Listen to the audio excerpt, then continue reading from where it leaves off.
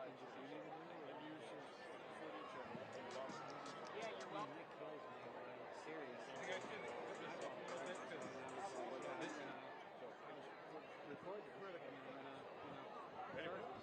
Don't play drums, so you're sorry. I told him you were a drummer. Yeah. Oh, we have a drummer up here. Wow, that's pretty cool. Yeah, he was a drummer. So, anyway.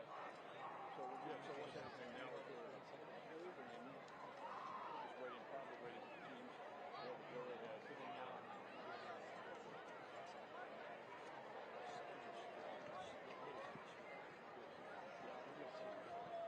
Anyway. We should have done it right. That's why I needed to. Yeah, you're quality control. Quality control. Bob from Montgomery is going to be doing he does the other announcer. He's going to be doing the sparks from marching down the field and getting everybody ready for the national anthem. And then it goes over to us. And so we'll start doing, and two spots the players are pointed out over here. Yeah, that's what we were doing. Bob, this is my buddy Ron. Hey, Hi, Brother Ron. How are you? Bob, like greatest co-announcer in the business. Oh, you betcha. I didn't realize you were in the religious business. Oh, Brother Ron, how are you? That's right. Well, I'm in the right place. Yeah, they got. What are you waiting on? That's a good question. The teams. Looks like it's, yeah, we're twirling the baton. This is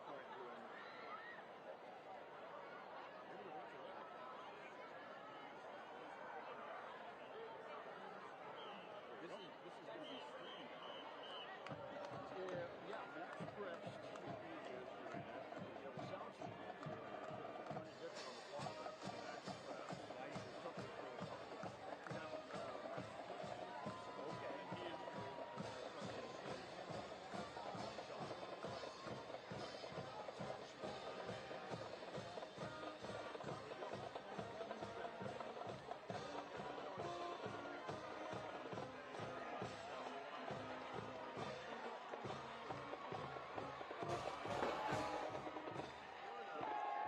Working on the box.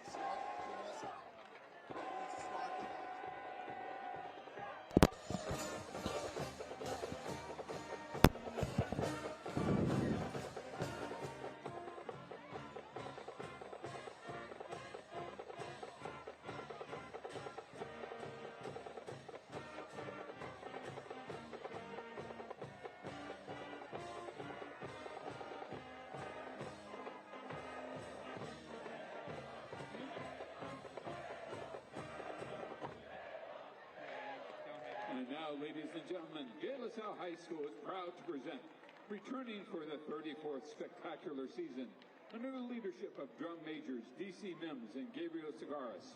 Please welcome the Spirit of Sparta, your 2025 Spartan Marching Band.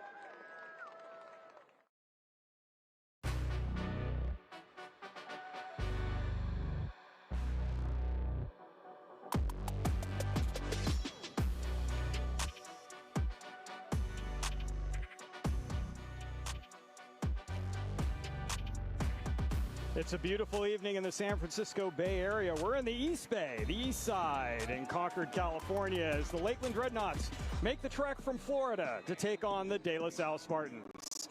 Good evening, everyone. Jeff Kurtz alongside a slightly sunburning Zach Poff here in our broadcast booth of sorts at De La Salle High School, ready to bring you our third game of the year on the MaxPreps Game of the Week. And we've got a good one here tonight, Zach. Lakeland already 1-0 on the year. They've got a game under their belts. De La Salle with their home opener this evening. Yeah, and anytime you get a chance to match up Florida versus California, get your popcorn ready. These are two of the best states when it comes to producing talent at the high school football level. When you look at Lakeland, you look at De La Salle, these are two of the most prestigious high school football programs around. Lakeland has won 9 state titles, while De La Salle has won 7.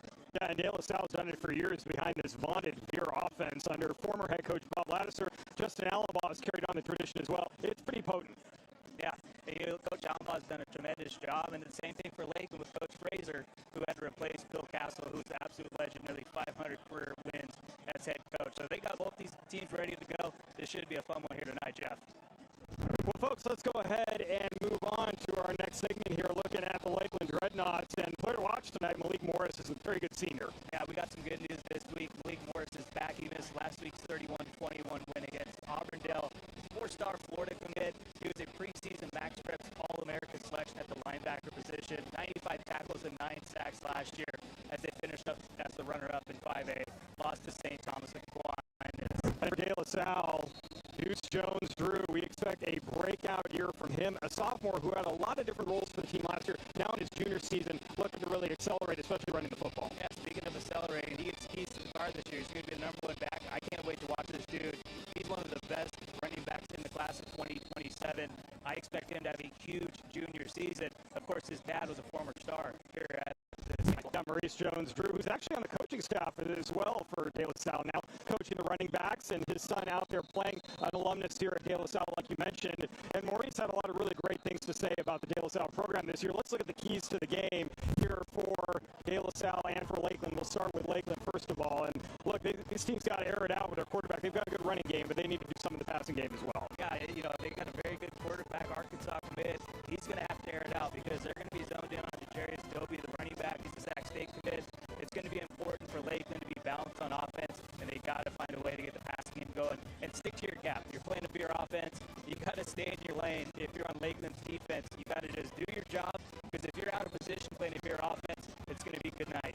Meanwhile, Deuce is loose. And folks, that's not a misprint. That's how this week. Yeah, it's very good. Yeah, that is how he spells his name. So we're looking for him to get going offensively for De La Salle. Yeah, he's going to be the guy that really gets the car going for De La Salle. I think he's going to have a monster junior season. Don't be surprised if he goes for 150, 200 yards tonight. He's eager to get going because he's kind of a Florida boy. His dad played for the Jaguars, lived in Florida a lot of his childhood. Now he's here at De La Salle, going up against a Florida power in Lakeland. And it's important to win the trenches. That was what Coach Allenbaugh talked with us about. De La Salle's got to win in the offensive line and on the defensive line. Going to be a good one, Jeff. California versus Florida here on the NFHS Network and MaxPreps.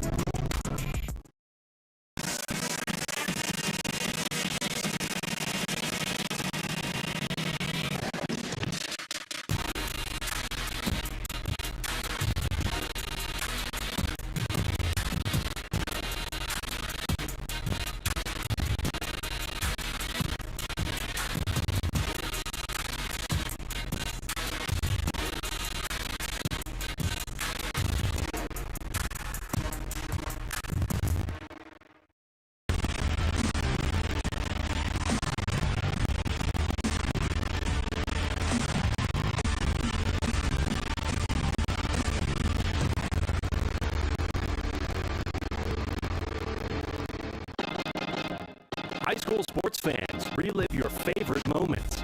Just click the shopping cart below the video player to get your digital copy today.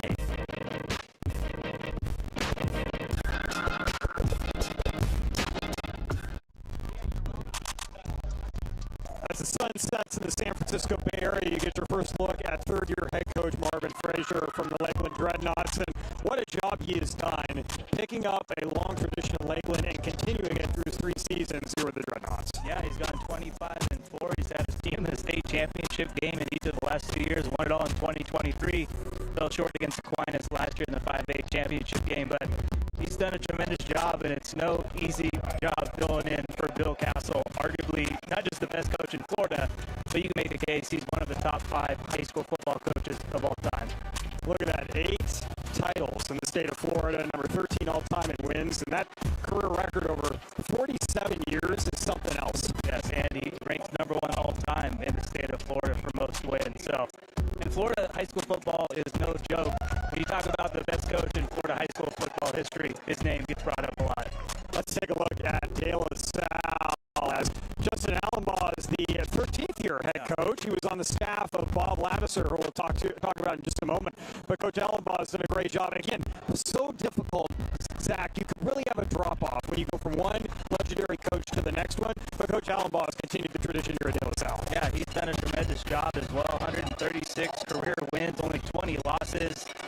And he's led De La Salle to a couple of state titles back in 2014 and 2015. Almost had 3 in a row, but that 2013 team lost to Josh Rosen-led St. John Bosco Braves. So, De La Salle, you just look how great of a program they've been. They've played in the state championship game in all but 1 year since 2006. You get a look at Bob Ladisser, the all-time winningest coach in California state history, also the highest winning percentage of any head coach. And you look at that, you've got Coach Allenbaugh with 20 losses in 13 years. Coach Ladisser had 25 losses in 34 years. I don't even do that well in Madden, okay?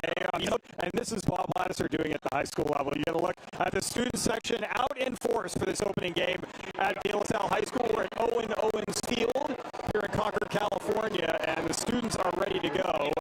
Lakeland will be kicking off here in just a moment, going left to right across your screen. They are in the white jerseys with the black helmets, the orange lettering, the white pants. De La Salle in the home, green, white, and silver. They're going right to left across your screen, and they are set and ready to go.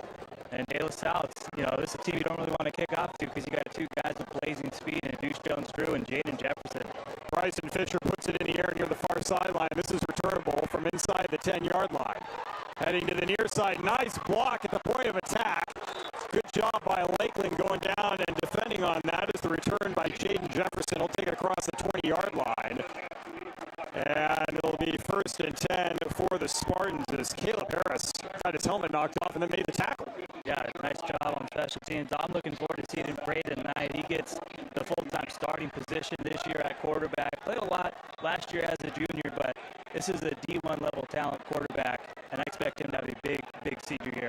And this Veer offense that's been run at De La Salle for a long time now, really predicated, Zach, on the ability, like we talked in the open, of the offensive line to work in sync.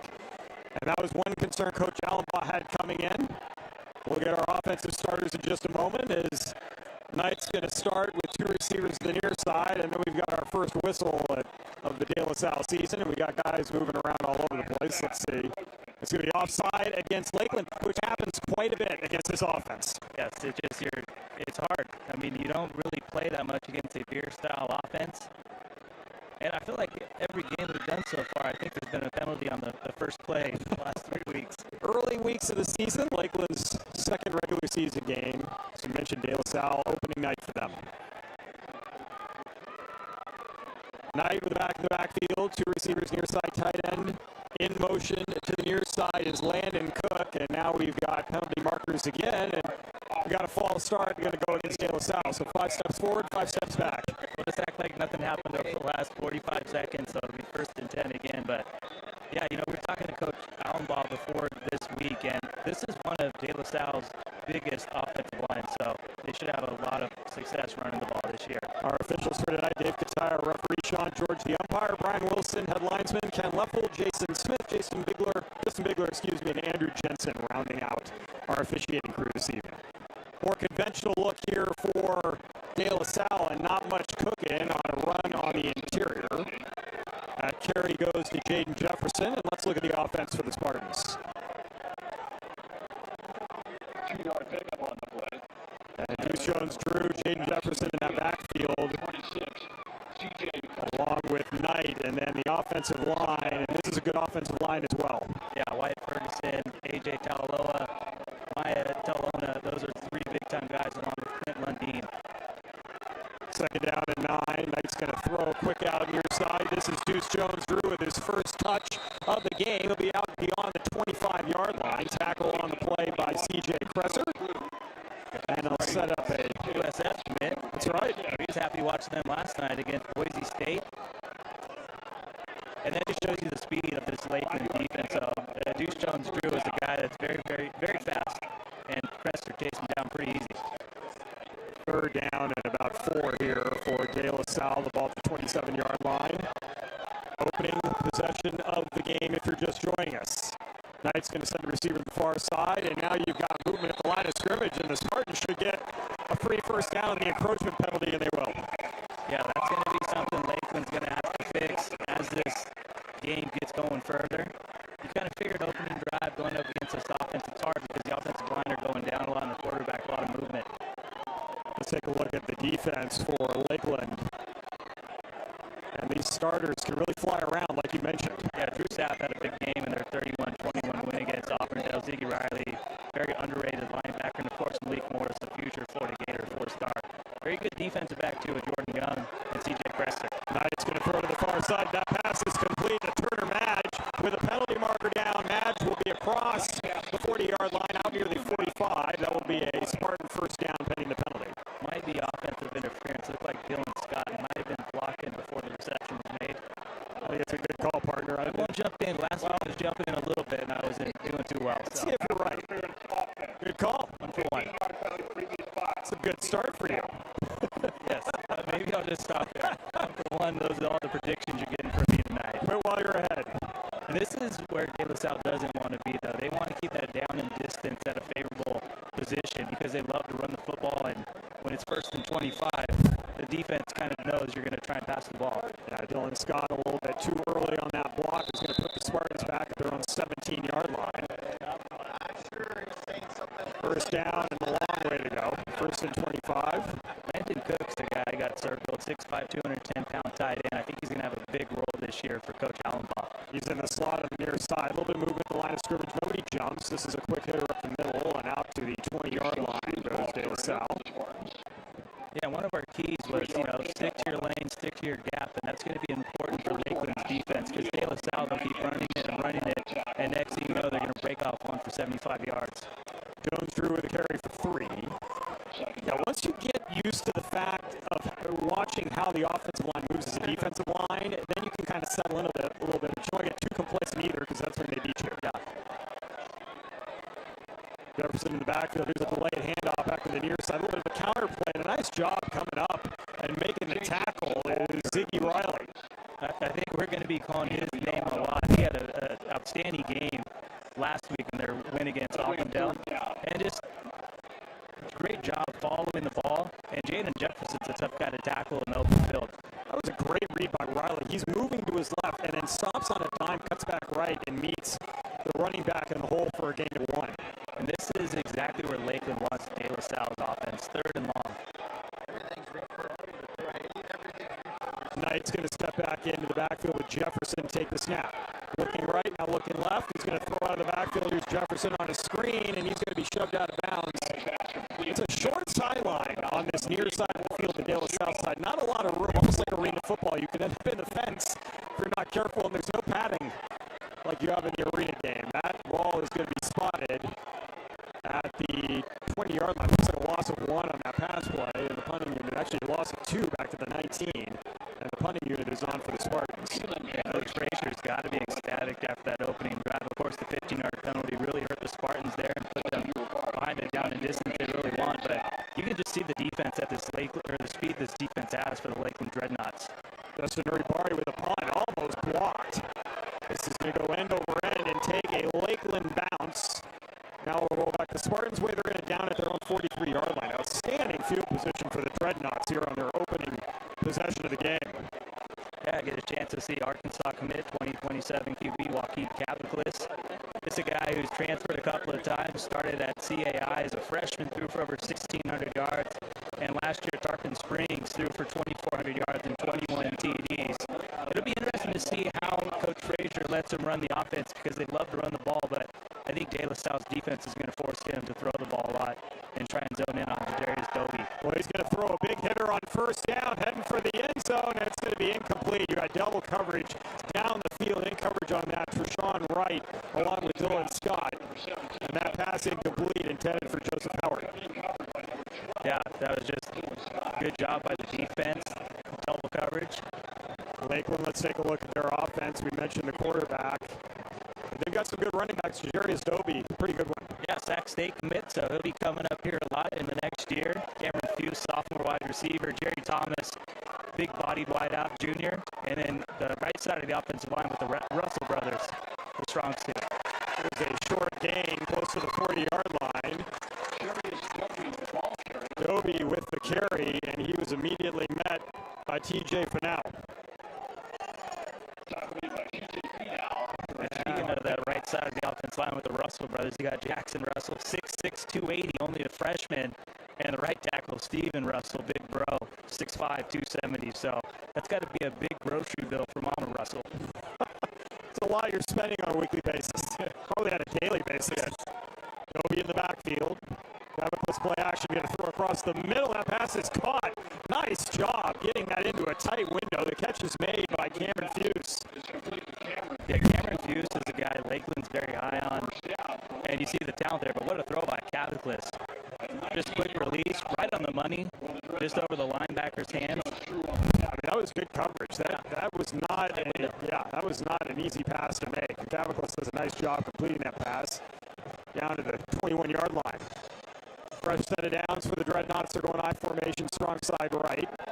Hand off, running right side with a hole is Dobie. We got a penalty marker down. Dobie down inside the 15. Tackled by Scott. Let's see what this penalty marker is about. It'll be our 5th of the game. A lot of laundry early. We might have a holding call on the outside edge, but let's see.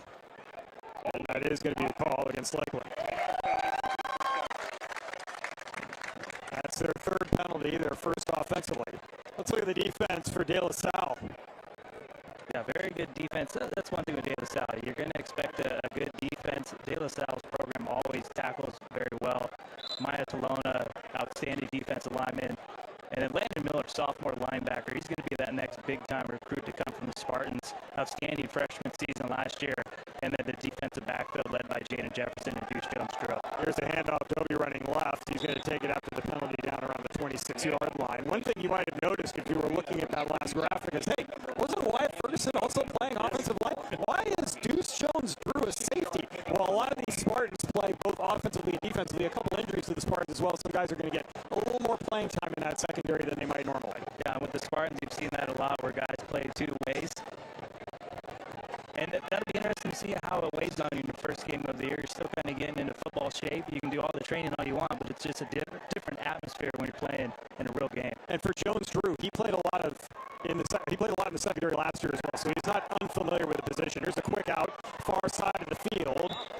Fuse with the catch, short yardage. Speaking of Deuce, nice tackle. And he was a guy that really stood out for me on the defensive side of the ball in that 37-15 loss against Mater Dei in the CIF Open Division. Yeah, Jaden Nicholas out tonight. Emery Spate for De La Salle. Chase Young. Those are a lot of guys who are going to get time in the secondary. And as a wide receiver, here's a little bit of a wildcat play. And De La Salle's not going to fall for it. That is a great job. Kellen Hendricks is going to be tackled for a loss. As getting in there first to make the play was Maya Talona. Let's see what the flag is on this play. Maybe it's either got to be offsides or illegal formation. I mean, that's just a great job by Talona clogging up the middle. Looks like this one's going to go against Lakeland, and they're just talking with the coaching staff for De La Salle what they want to do. Yeah, legal formation. Probably decline it. And it is declined. No gain on that last play. Bring up 4th down. And you're at the 19-yard line, Zach. You'd be looking at a 36-yard field goal from here, but Lakeland might be in that territory where they elect to go for it. Yeah, I mean, at the high school level, you just never know what the distance is for a high school kicker. And that could be a huge difference when special teams, you can make a 40-yard field goal or less. Well, it looks like they're going to trot out. Yeah. Bryson Fisher. He does all the legwork for this Dreadnought team. He's pretty much straight on here. Kicking into a student section will be less than receptive to a made field goal. The left-footed kicker. Lakeland's really taking their time figuring out what they want to do. They may have to burn a timeout here as we've got a late arrival to the line. The holder is Hendricks, who just ran that Wildcat a moment ago. Fisher, kick away.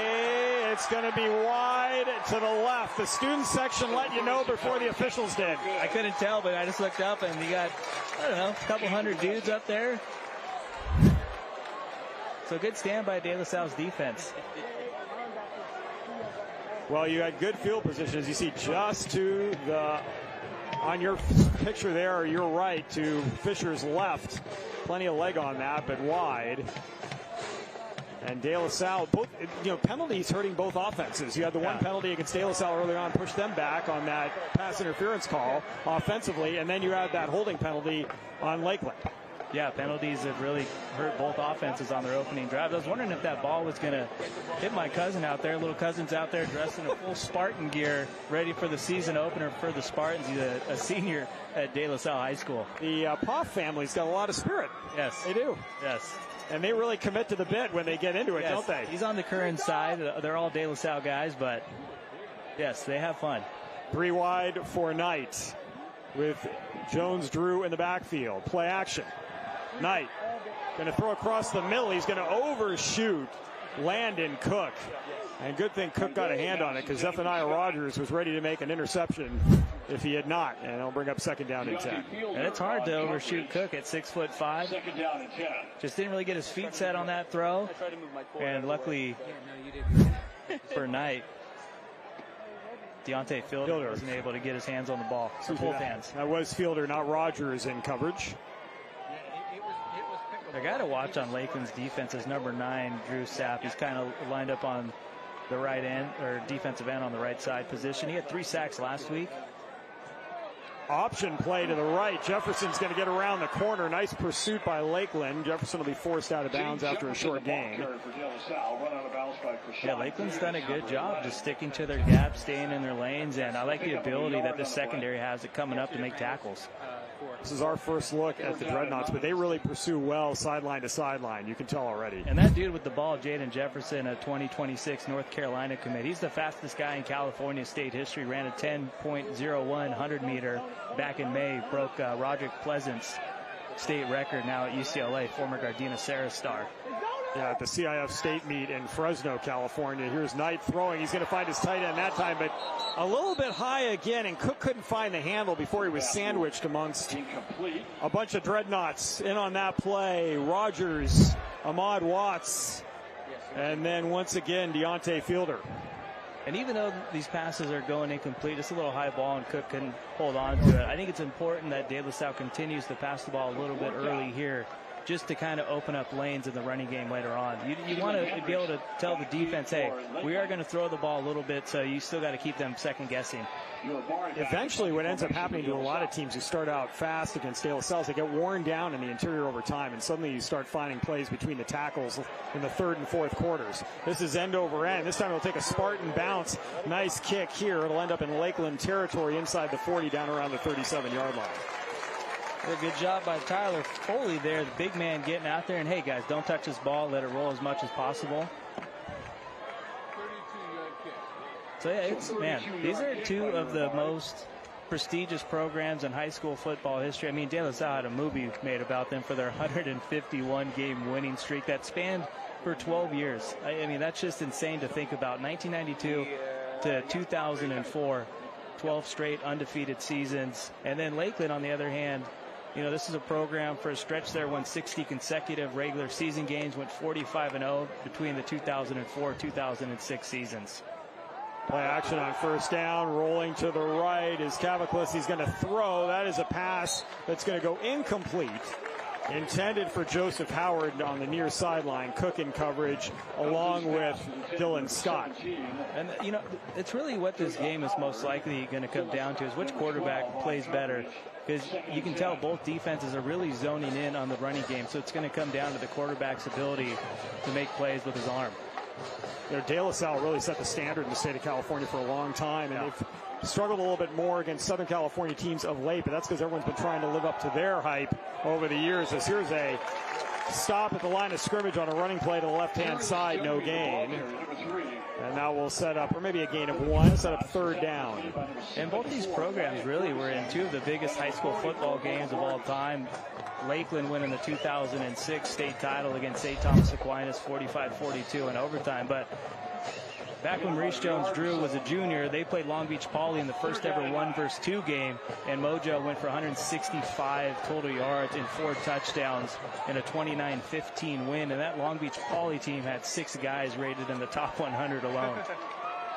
On 3rd down, handoff and a tackle in the backfield. Great penetration by the defensive line of De La Salle. Once again, Tolona.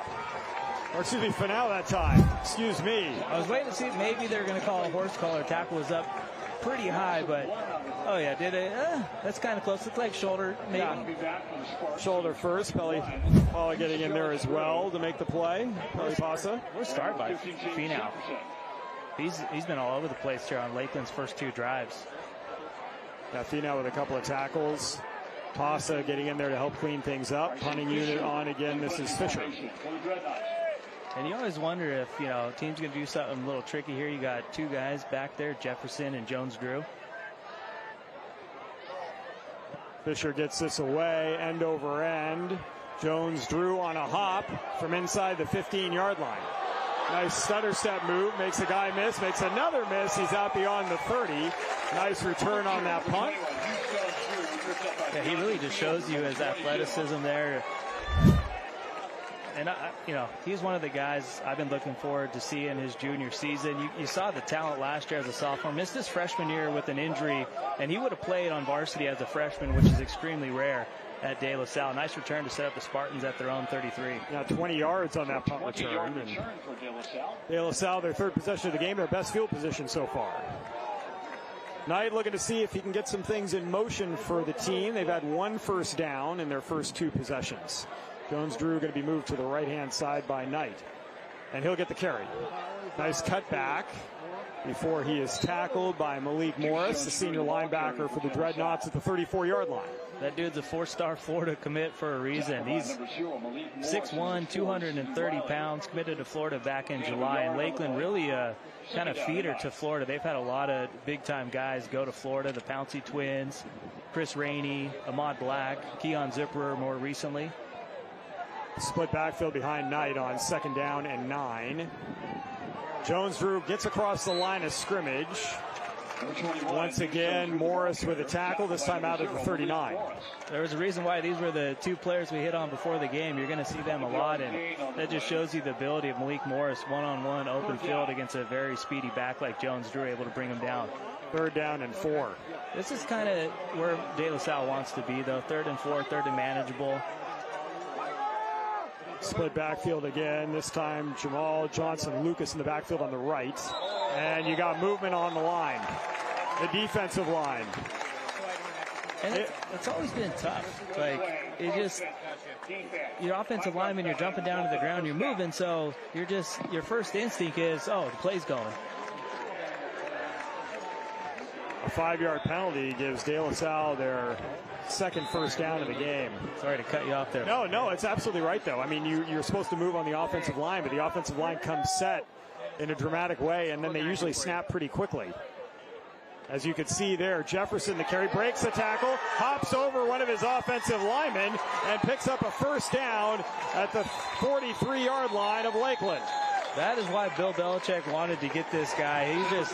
There wasn't much running room there.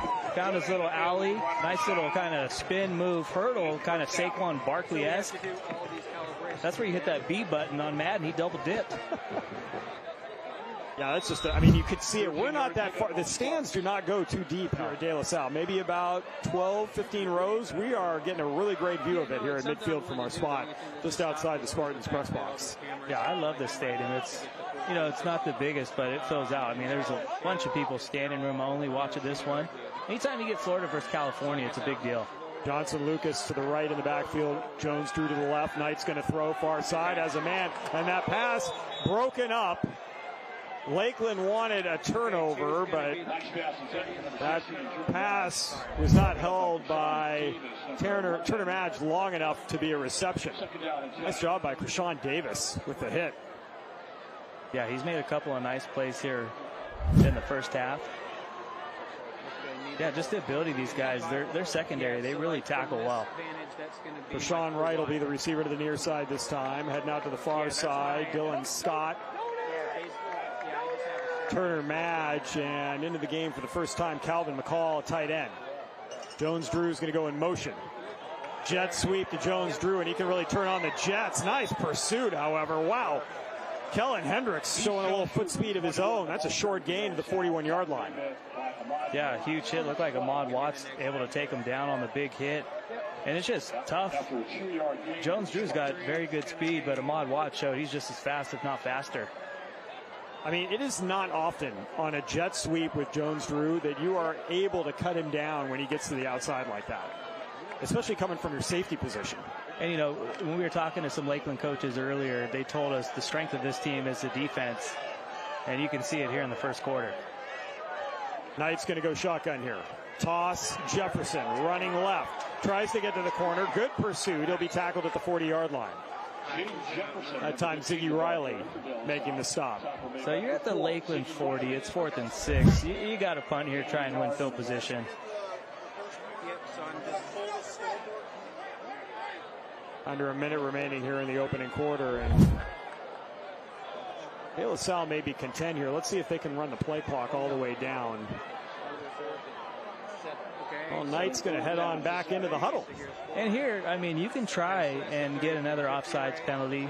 If you don't get it, delay game, you're still at, you know, the Lakeland 45. So if you're punting, it doesn't really hurt you much. You lose 5 yards. Spread formation, 4 receivers, 3 to the far side. Jones Drew in the backfield. Knight takes the snap. Rolling, looking deep. Now he's going to throw an out route, and that's going to be incomplete.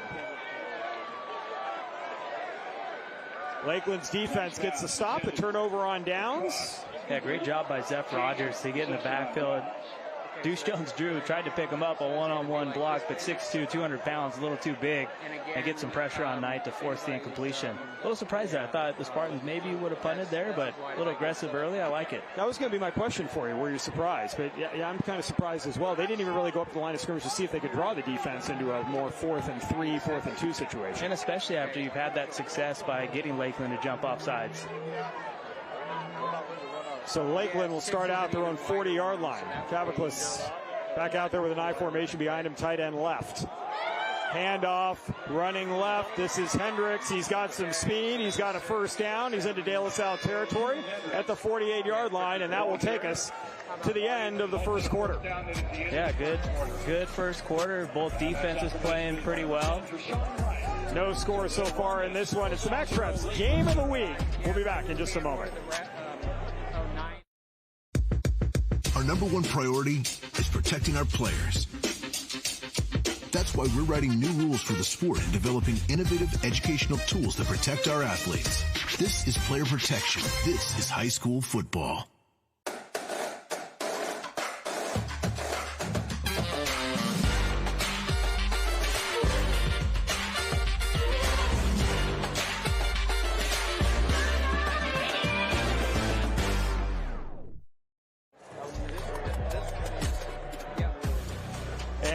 Some of the top games we've got going on next week. I can't wait. I can't wait, Jeff. Yeah, not only our game, the St. Francis Academy St. John Bosco game down in Los Angeles, but all the rest of the games on the NFHS network. Hey, I'm telling you, I mean, it's the same time as our game, but Folsom, Mission Viejo, that's going to be a huge game. Rider Lions had a huge game against Grant last week. They play Seraph San Mateo tomorrow. You can watch that game on the NFH network as well. 2 p.m. Pacific time. Texas, DeSoto, North Crowley. North Crowley pulled out a 22-18 win yesterday. Chaminade Madonna Heritage and Atascocita Katy. Huge rivalry in Texas. After that last run by Hendricks, team switching sides. Lakeland with a 1st and 10, and a handoff is going to go to Doby, and Doby is going to have this blown dead at the line of scrimmage. The speed of Lakeland defensively, Zach, has been impressive so far. The interior line for De La Salle is what has impressed me most about their defense through the first 12 minutes. And that's going to be something to watch as well, because a few of these guys are playing on both sides. So you're hoping, if you're Coach Allenbaugh, that these guys are going to be playing at this type of level when it gets late in the second half, especially if it's a tight game. Tight end check it in. Jasper Hebel will line up to the left. 3 receivers set to the far side for Caviclis. Play action. Quick out. Jones-Drew is going to miss the tackle in the backfield, but a teammate right behind him. The pass complete, but not a lot there for Lakeland. Yeah, and Jones-Drew was licking his chops, thinking he's about to get a hit stick on somebody, but just didn't wrap up, went high. But that just shows you that De La Salle does a good job sticking their lanes. Jaden Jefferson there to bring him down. Jones-Drew was looking to take Joseph Howard into last week. He wanted to kind of turn into his dad there, because he saw Maurice Jones-Drew as a running back really lay the wood on defenders. 4 receivers set, this time 2 to each side. Caviclis going to throw. That pass is going to be caught. That was Howard with a reception, short of a first down, but it's like the 4th down and about 4 here. Lakeland's almost in the same scenario De La Salle was just in. I'd expect them to go for it. There's a little more manageable. The ball at the 41-yard line, you might as well.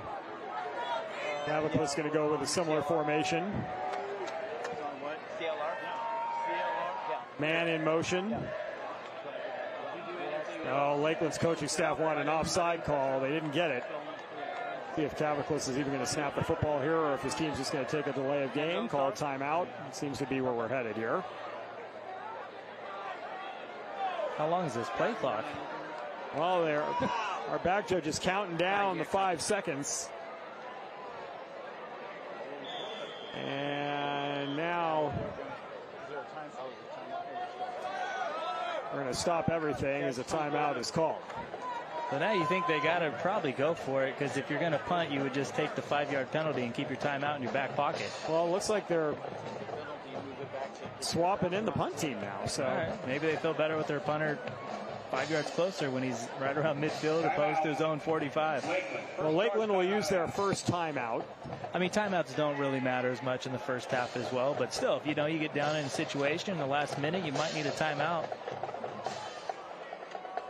Well, so far, Lakeland has done a nice job with field position and winning the field position battle. Now we've got a penalty marker out on the field. Lakeland did not call a timeout. Oh, Lakeland is, okay, well, Zach, you were right. Now that makes much more sense. Yes, Lakeland actually took the delay of game penalty instead of the timeout. And you know what? If you're trying to do the delay of game, you might as well try and jump on the ball and trying to get him to jump off sides. So Fisher is going to be standing back at his own 40-yard line. Jones-Drew, the deep man for De La Salle, around the 10-yard line.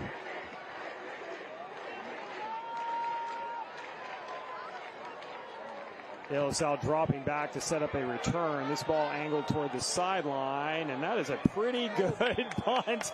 It's going to be down inside the 5. You know what? We've seen some good punters in the last couple of weeks. Mission Viejo's punter last week did a phenomenal job, and that's it. I mean, really no one even had to down it. That was perfectly angled toward the sideline inside the 10. Yeah, that was just Lorenz Walker just making sure that the ball didn't bounce back into the end zone. So De La Salle backed up on their own goal line. Yeah, that was a huge punt last week by Mission Viejo. After Santa Margarita could move the football, they punted the ball away. Mission Viejo had their best field position of the day, scored their only touchdown. They won the game 7-3.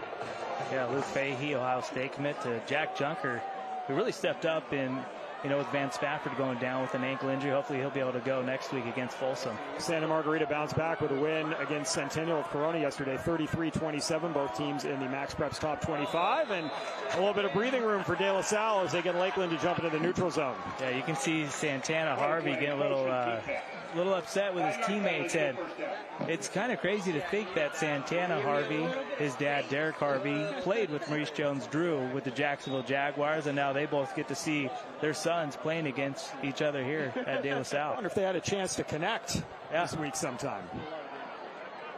We had our social media teams at MaxPreps out and about, following teams around.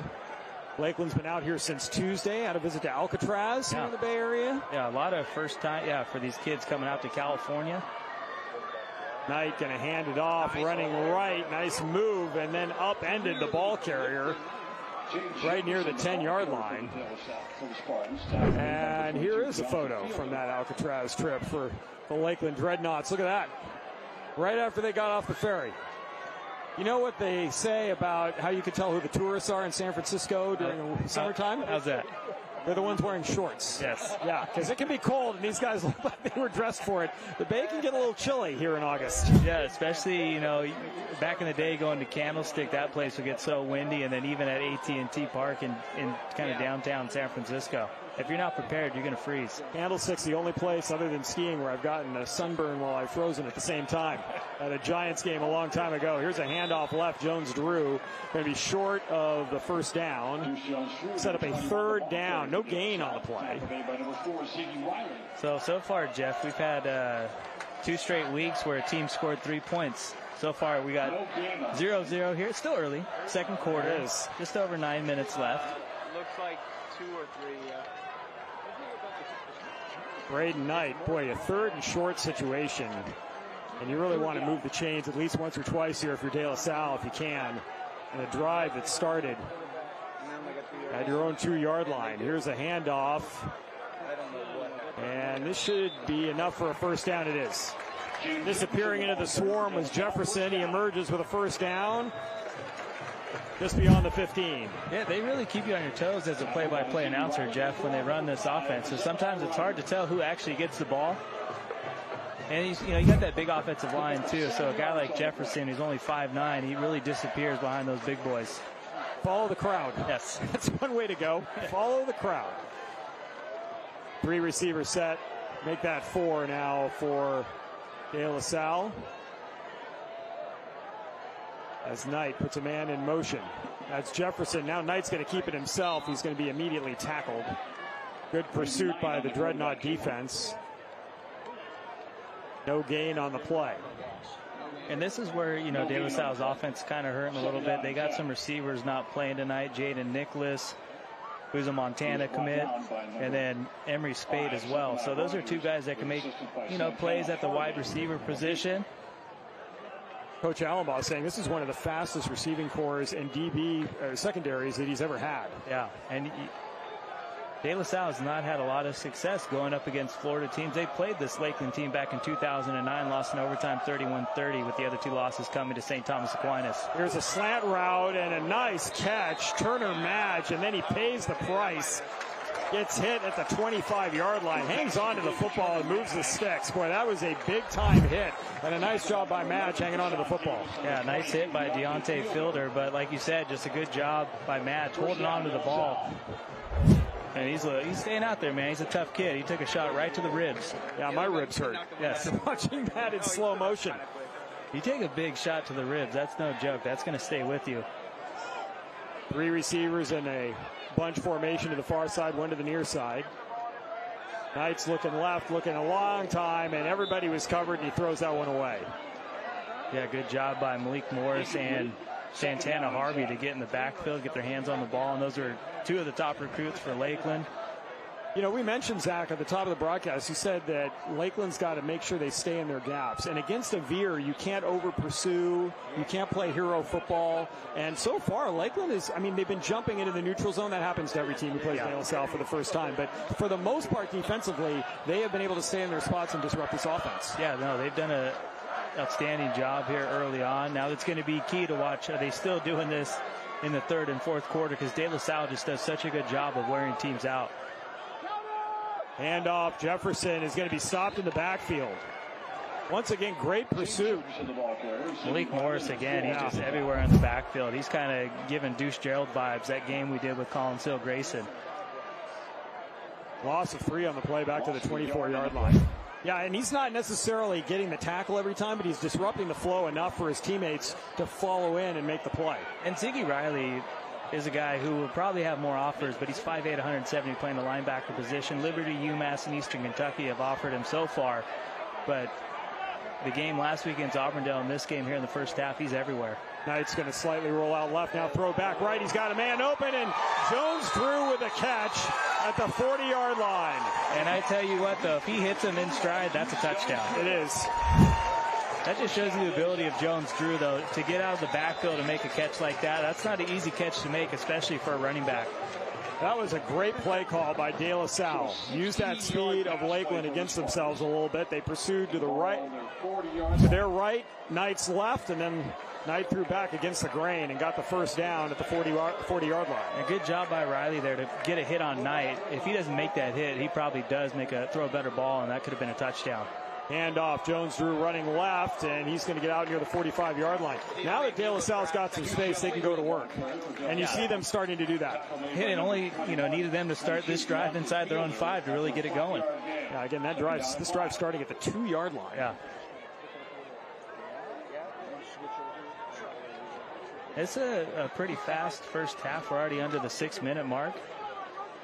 So it's been about 40 minutes just about. Kickoff was at 7:37. Johnson Lucas will give Jones-Drew a break in the backfield. He's in the right behind Knight. Jefferson to the left. Jefferson's going to get the carry. He's got a lead blocker. He's going to hit near the sideline. He'll be forced out in Lakeland territory with another first down at the Dreadnoughts 48. And you're feeling good if you're Coach Allenbaugh here, the way the offense is getting going. They're getting into a nice rhythm. See if Lakeland might call timeout, kind of give their defense a little breather. And that is what's going to happen here, is Lakeland will call a timeout with 5:24 remaining in the first half. Well, Zach, this is a pretty interesting sequence coming up here for this Lakeland defense, because they've been playing really hard. They're flying around, like we've talked about multiple times now, but suddenly the Spartans starting to get a little momentum offensively. How do you slow them down? Yeah, and that's really the key for De La Salle, is if you're Lakeland's defense, you want to keep them in long distance situations, because when De La Salle can keep it 2nd and 5, 3rd and 3, that's when their offense is running what they really want to do, because you want to keep the defense honest. Potentially you could get out, maybe do a little play action, throw the ball, but De La Salle wants to keep it in those running situations. So it's important for Lakeland to make tackles at the line of scrimmage or even get some TFLs. This is a team and a program that pays a lot of attention to the details. Coach Allenbaugh emphasized that on our coaches call earlier in the week, and he had some questions walking in about the offensive line. I think he would say we're going to get to a better place as the season goes along, but so far the offensive line's standing up. And you just know how it goes too. It's first game, so the first quarter is probably going to be a little sloppy. Maybe things aren't going your way. That first drive, that offensive pass interference really hurt that drive. So this is exactly what they want to do. Run the ball, pick up positive yardage, and keep the down and distance at a manageable rate. 1st and 10 Spartans at the Lakeland 48-yard line after the Dreadnoughts timeout their first. Split backfield behind Knight. Sione Manoa in the game to block. Knight's going to throw, and he's going to throw it away. Boy, heads up. The sideline, again, it's probably 5 yards, 7 yards deep, and if you overthrow the ball on purpose, someone's going to end up with a souvenir in the front row. That kid with the Cheetos sweater almost took it, man. Don't you get to keep it? He's like, look, I go to Giants games. You get the foul ball, you keep the foul ball, right? Doesn't that work that way in football? Sadly, it doesn't. And boy, the sideline warnings that the De La Salle Spartans team has really got to discipline themselves to avoid with these officials running up and down a short sideline. Yeah. No small task. 2nd and 10. Jones-Drew the carry. Running right, and once again, Malik Morris. He is making his acquaintance with Jones-Drew a lot more than Deuce would like right now. Malik Morris was a preseason MaxPreps All-American at linebacker, and he's showing you why. He is just so good one-on-one tackling, and he's a big dude. He's 6'1", 230, but he moves around very, very quick for a big dude. Loss of 2 on the play, 3rd and 12. Trio of receivers to the far side of the field. Cook, Scott, Wright. One to the near side is Madge. Jones-Drew motions out of the backfield. Knight with pressure coming in, a throw underneath, finds a seam, breaking a tackle, staying on his feet and almost getting the first down is Dylan Scott. I don't know how he did that. He was down twice and actually ended up breaking a couple of tackles and taking it to the 40. Wow, and look at this sidearm delivery from Knight. Not really an angle to throw, boom. And outstanding job by Scott, able to spin off a couple of tackers, keep his balance, and nearly pick up the first down. Gain of 10 yards, 4th and 2. And he's getting a chance to step up because a lot of other receivers are out. Had 7 receptions for 78 yards as a sophomore last year. Power formation right for the Spartans. They're going to, keeping it is Knight. He's got the first down. That was a great fake on the pitch to Jefferson, who you have to respect for his speed to the outside, and Knight takes it up the middle for 6 down to the 34-yard line. And that's the nice thing when your quarterback 6'3", 195 pounds, shows you his strength. And, last year that's what they did a lot with Toafave at quarterback. And now Knight showing you he can get out and run a little bit as well. Breaking the tackle of Andrew Sapp to get that first down. Jones-Drew back in the game. He's to the right of Knight in the backfield. 4 receiver set. 3 down linemen for the Dreadnoughts. And we've got movement again. Boy, they're really getting thrown. De La Salle comes into a set position, but they don't put the hand down, so then they go down, and that quick movement by all 5 of them really throws off a defensive line. And, these guys just aren't used to seeing an offense run the veer like this, so this is something brand new for them. And, this will probably be a point Marvin Frazier brings up at halftime. They really need to cut down on those encroachment penalties, because anytime you allow De La Salle's offense to get 1st and 5, it's always tough for a defense. 7 penalties in the first half so far for Lakeland, 2 for the Spartans. And that's impressive. Only 2 penalties. This is your first game of the year. 1st and 5 now. The ball at the 29-yard line. De La Salle with all their timeouts coming down to the 3-minute mark of the opening half.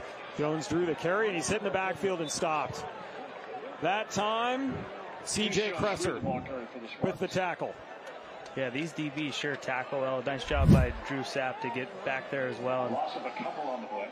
Well, that's one thing Marvin Frazier told us before the game. He said, we got to avoid turnovers. You can't give De La Salle extra opportunities. And he said, we got to tackle. Yeah. So far, when they're getting to the ball carrier, they are. There's a loss of 1 on the play, maybe 2. 2nd down and 7. De La Salle content to let the clock wind down. They'll get the ball to begin the second half. Jones-Drew with the carry. He's into the secondary. He's going to be hit by Morris, but not before he gets the ball to the 24-yard line.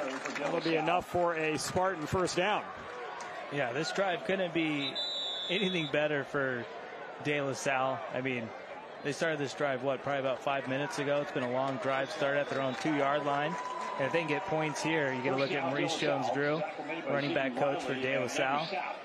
But if they get some points here and then they get the ball to start the second half, that could be huge, especially the way their defense is playing. Jefferson in the backfield now. He gets the carry. And he is stopped at the line of scrimmage. Gene Jefferson, the ball carrier. Sapp with the tackle. Made by Santana Harvey. Yeah, this defensive line is having a very good game. You get to look at Sapp, Santana Harvey as well. And then Malik Morris at the linebacker position.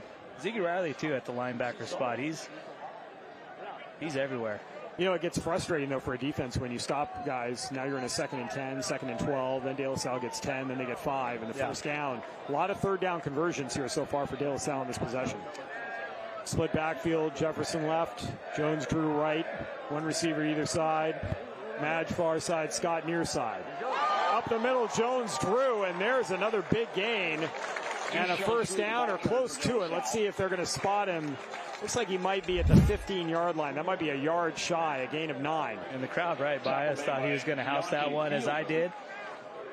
That is a touchdown-saving tackle right there. Yeah, Deontay Fielder, 5'10", 185-pound junior. 3rd and 1 from the 15.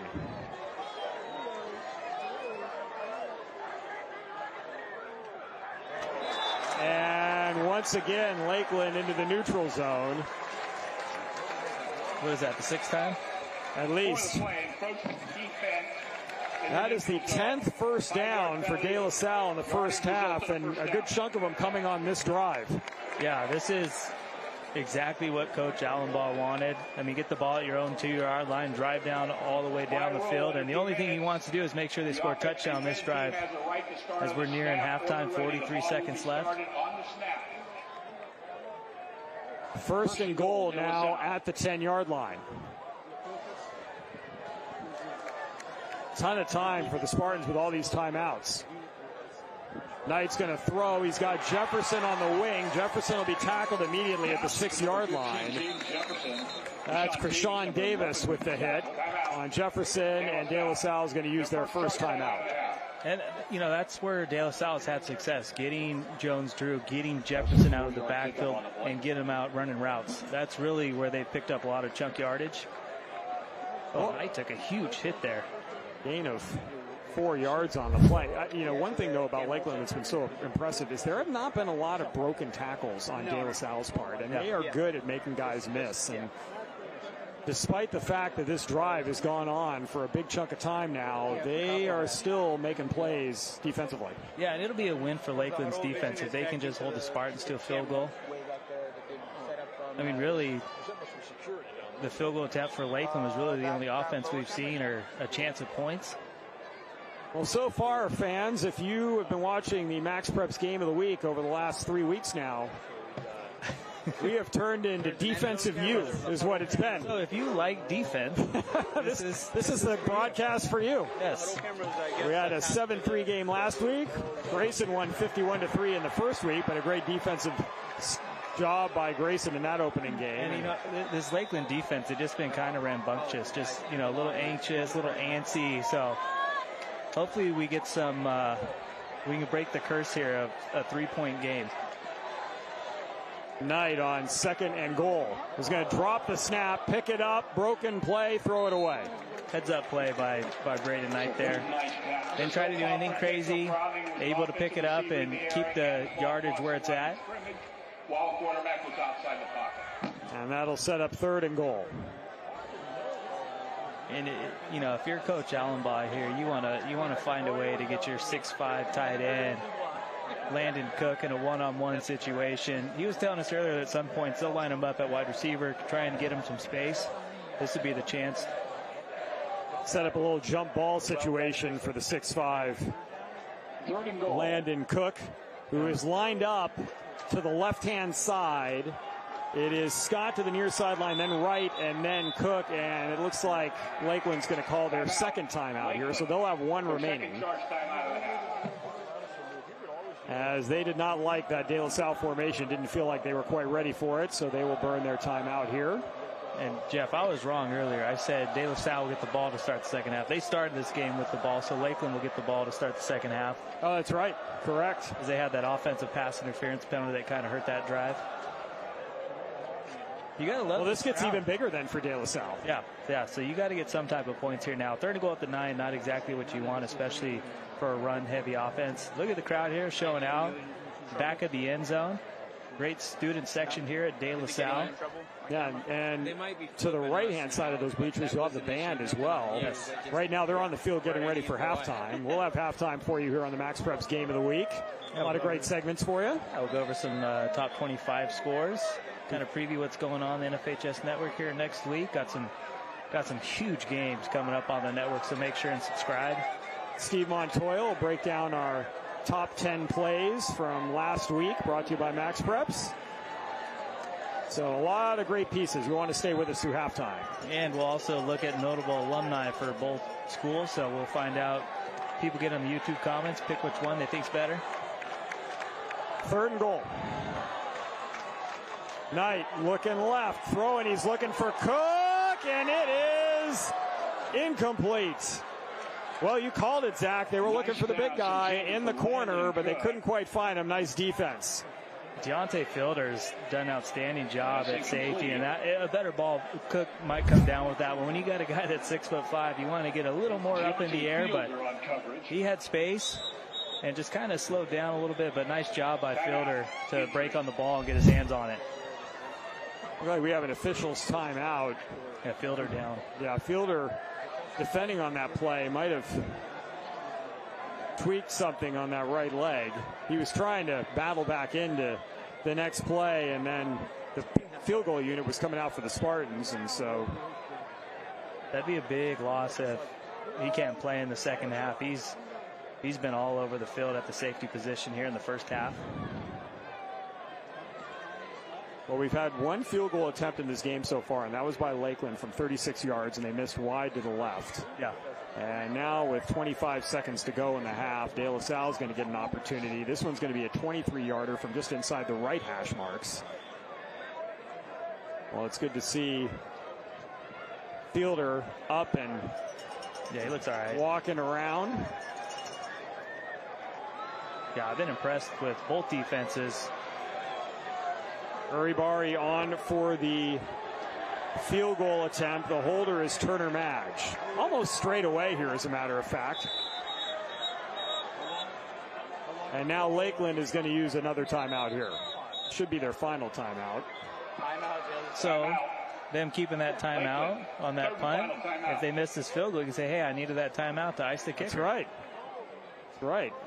At some point in the year, Zach, we've got to give you I don't know, some kind of honorary play call for one of these two teams. Can we auction that off? It's like how we do that. It's like NBA on TNT when Stan Van Gundy tries to guess how the challenge is going to go. Okay. So we'll see what my success rate is. Last week I wasn't too good. I thought there was like an offensive pass interference. It wasn't.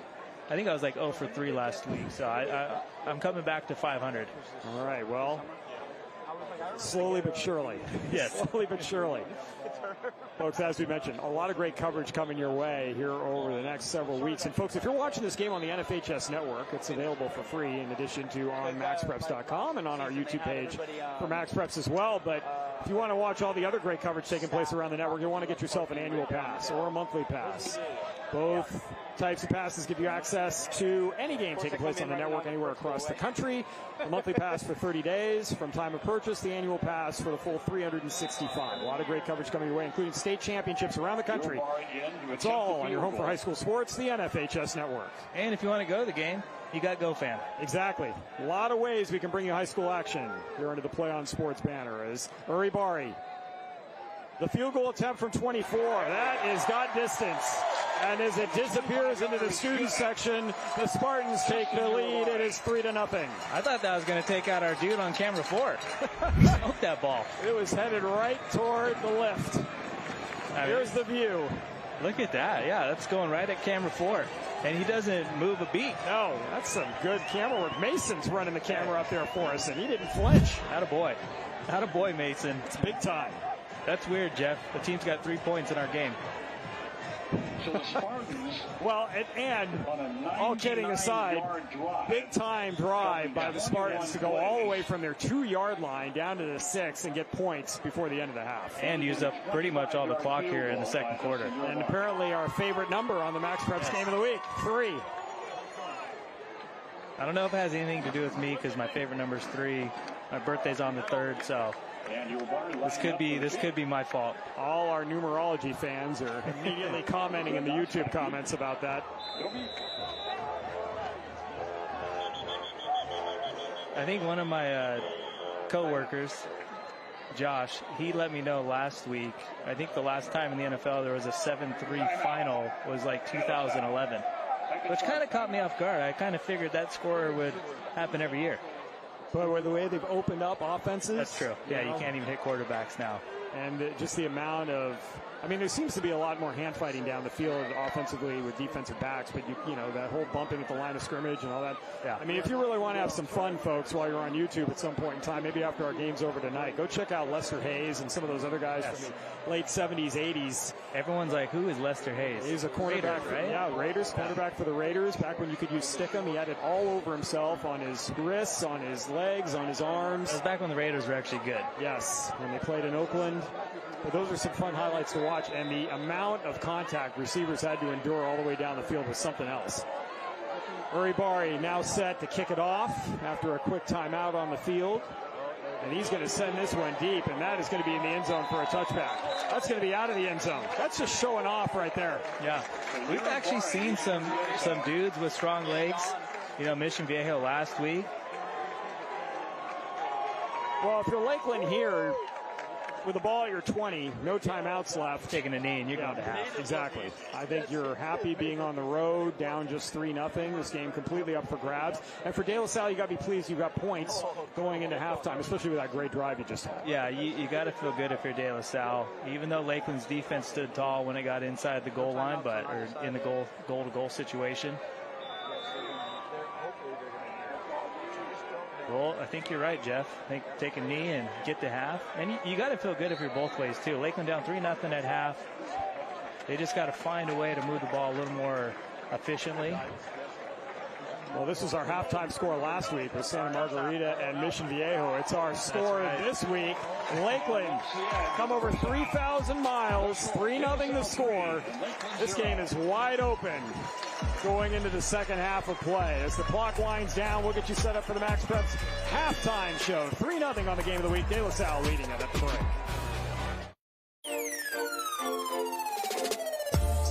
The MaxPreps Game of the Week is brought to you by GoFan, the leading ticketing solution for high schools. Skip the line and get your tickets instantly on the GoFan app. And by the NFHS Network. Watch your favorite teams live and on demand with the largest broadcast network for high school sports.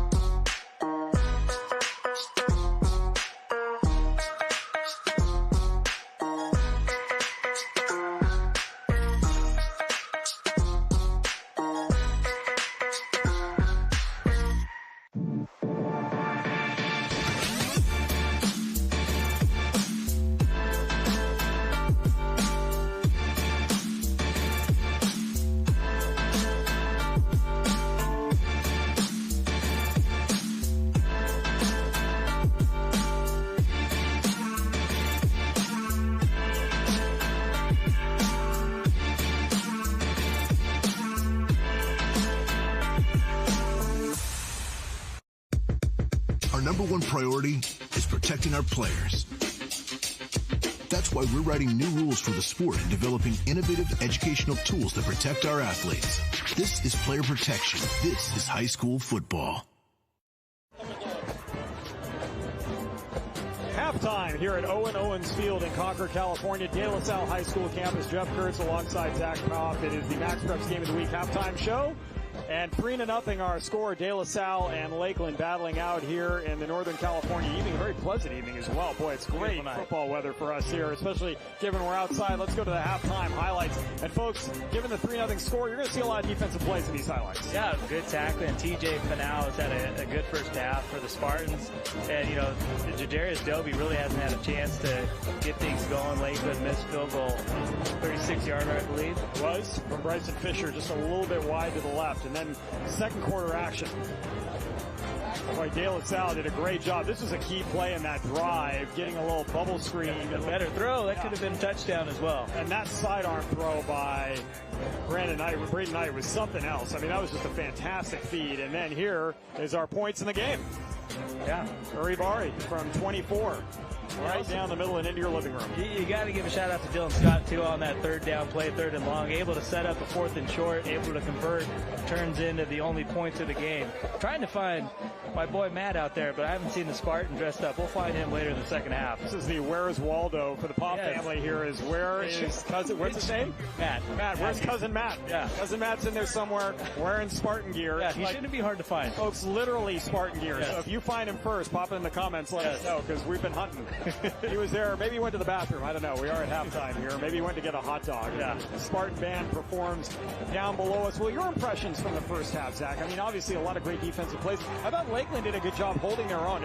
I've seen a lot of teams fold in the middle of a long Spartan drive and end up with a touchdown. Your thoughts? The one thing that Lakeland's got to get better at is no more encroaching penalties. I can tell you Marvin Fraser right now is telling his guys, hey, we got to stop that. You can't give De La Salle 1st and 5, 2nd and 5 situations when you have that long down and distance. Halftime continues here at De La Salle High School. MaxPreps Game of the Week. Jeff Kurtz alongside Zach Poff. 3-0 our score. We'll be back with more here at halftime in just a moment. Please stay with us.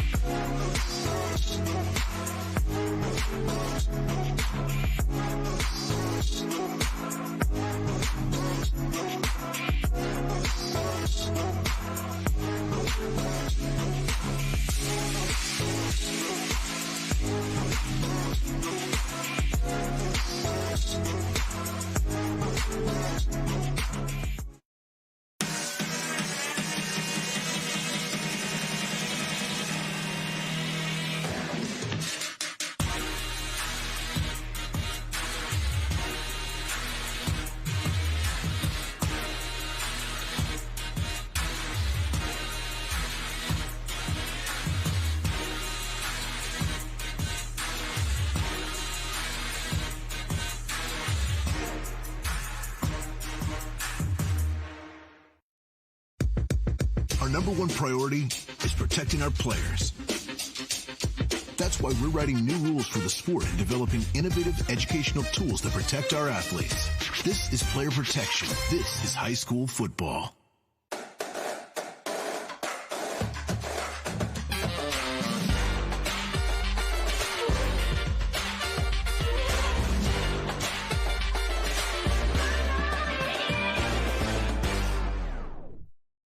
Everyone, I am Steve Montoya, and I'm excited to bring you the top 10 plays of the week as seen on the NFHS network. Thousands of games streamed across the country, and we picked out 10 of the best. Let's get to it. Your top 10 plays of the week. Here we go. We're headed to the state of Pennsylvania. Blake Lilly, the man went off. That's why he starts us off with play number 10. 5 receptions, 160 yards, 2 scores, plus 2 carries for 64 yards and a TD. DeMarcus Law, another stat freak. He had 10 carries for 144, 2 catches for 93, and a TD. Plus, he was making guys like this miss all night in the state of Florida. Speaking of Florida, we're staying there. Melbourne Central Catholic, Brogan McNabb, a UAB commit. He finds Noah Flores. Flores doing the rest, just dodging people left and right. Finally finds his way into the end zone. What a run there. Let's turn this volume up on play number 7. At worst, you got to leave with at least a field goal on this possession. Bay play action. He's rolling. He's got pressure from behind. He's throwing into the end zone. He's got a man open. Touchdown, Mission. That was the MaxPreps National Game of the Week. Luke Fahey to Jack Junker. Mission Viejo won that game 7-3. Let's go to Alabama. Drew Jackson in red. This is a sophomore making plays like this. What a block downfield. We're going to see this one back once again. Yes, folks, he's a sophomore. He gets kind of lost in the line of scrimmage here, and then all of a sudden he's bouncing and spinning off defenders. Let's speed this up. The young man's fast, as you can see, as he races down the sideline.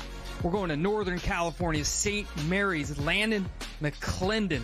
McClendon lays the hit, picks up the ball, and takes it back to the house for the Rams. The 3-star senior making plays early on in the year. St. Mary's High School. Get used to this name. We've been hearing it for a long time in MaxPreps. Trent Seaborn, the QB, making plays since he's in 8th grade. Dedrick Kimbrough, a 3-star wide receiver. What a catch and run. Turn up the volume. 2 receivers looking like a team from the 80s. Fake the handoff. Back to pass. Oh, big man through the middle. He's running for his life. And he's, oh my goodness, taken down. The big man he's talking about is Demetrius Terrell, 6'4", 265. What a call on the NFHS network. How about this one right here? Pike Road, Jordan Holmes. Wow. Look at all those defenders he made miss. He gets into the end zone. That's the game-winning touchdown. They went on to win 21-14 because of that catch right here. Here's another beautiful angle from the NFHS network. It just shows you how great of a play this was. from Jordan Holmes. That's number 2 of the week. Think about number 1. It's got to be pretty good, and it is, from Corona Centennial, Dominic Catalano. He loses it at first, but then throws it up. His man Ty Planeski goes up with one hand, snags it, pulls it in. Unbelievable catch, unbelievable play. You could see plays like that all year on the NFHS network. That's your number 1 play so far this year.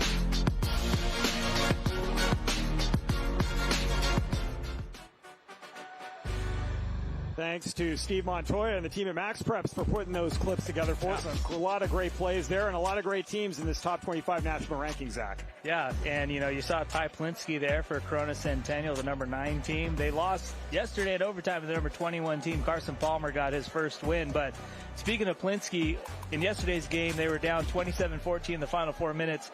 He had a 73-yard touchdown and then a 43-yard touchdown. Game was tied at 27. Centennial couldn't get the extra point, and Santa Margarita won in overtime. But you get a look at number 2, St. John Bosco. They're winning big against a Texas opponent tonight. We're going to have their game next week. You don't want to miss that one. St. John Bosco, St. Francis Academy, number 2 versus number 4. Number 1, Mater Dei off this week. And I believe they play Kahuku next week. Grayson won against Thompson earlier today in overtime. So it's been a fun week, man. Fun few weeks to start high school football. Oh, and that Centennial Santa Margarita game, you could have watched that on the NFHS network last night, and Bosco playing on the network tonight. I thought I was going to hear your voice when it started. I know. I got bumped. Yeah, I got bumped. Wow, Jeff Kurtz got bumped.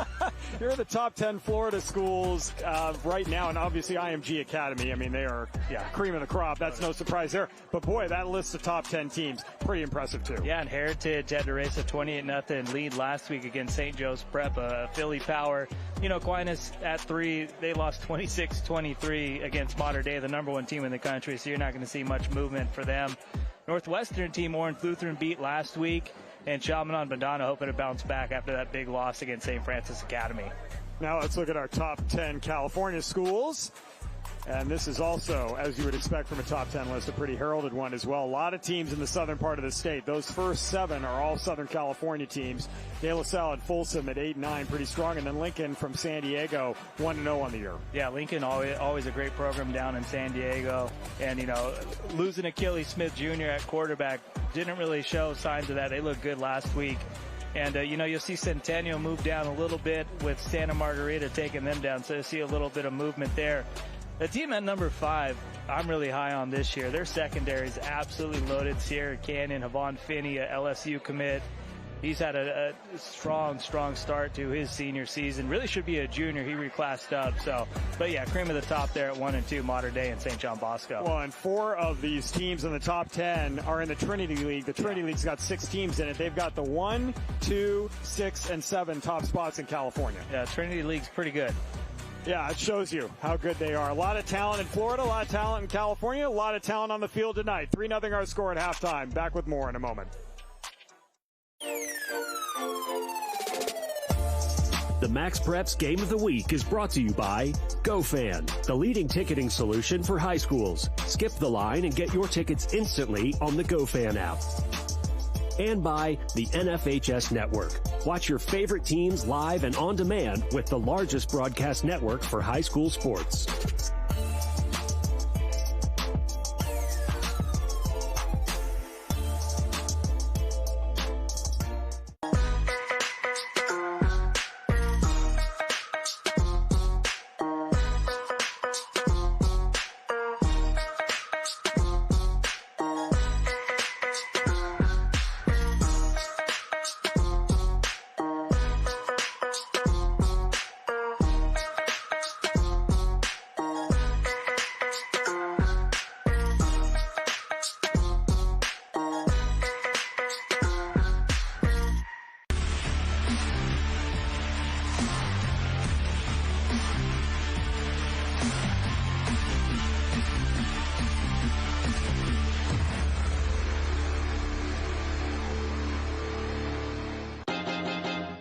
High school sports fans, relive your favorite moments. Just click the shopping cart below the video player to get your digital copy today.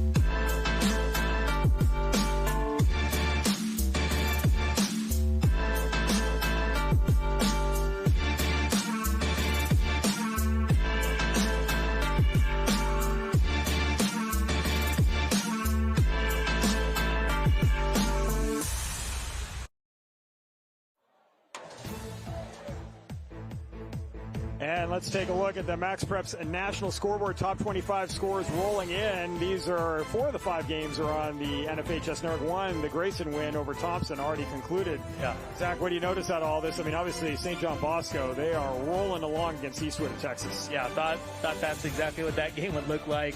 So that sets up a huge showdown next week against St. Francis Academy. Yeah, Thompson went up 17-10 against Grayson. Of course, Travis Burgess out for the year, so backup quarterback started the game, and he had a couple of big drives late to lead Grayson's overtime win. And North Shore, 41-31 loss against South Oak Cliff in a Dallas versus Houston matchup. And Cass Tech came back to beat Central Catholic from Toledo, Ohio.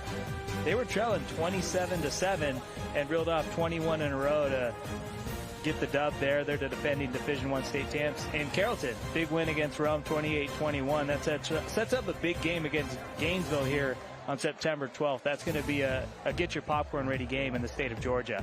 Now, a lot of close games in this one. Obviously, Bosco working their way through Eastwood pretty easily so far, but otherwise, a lot of the games really tight. Yeah, and you know, this week, all 3 matchups that feature top 25 teams. You know, yesterday, Bergen Catholic able to outlast East St. Louis 22-21. Another game you can watch on the network here against Bishop Gorman coming up next week. And then, obviously, that Corona Centennial Santa Margarita game. So, Jeff, we got a big second half coming up, and you don't want to miss it here on YouTube and NFHS Network here at De La Salle in a huge matchup between California and Florida.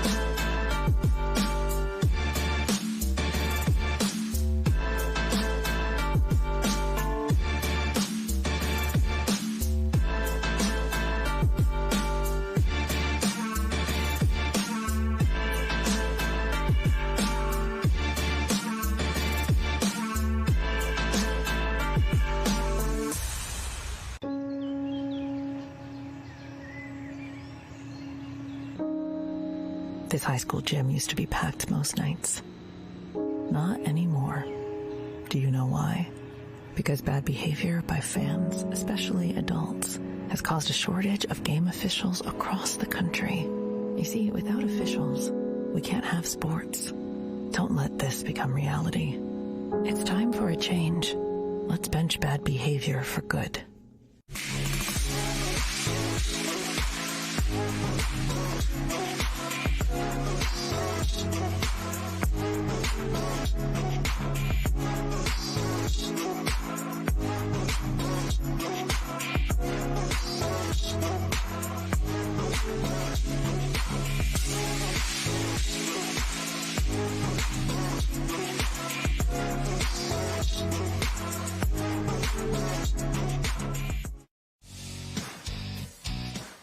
Well, we've been doing what's called a tease, folks, and yes, TV parlance around over the course of the first half with the notable alumni from each school. We were talking about, we're going to show you that. We're going to do that now.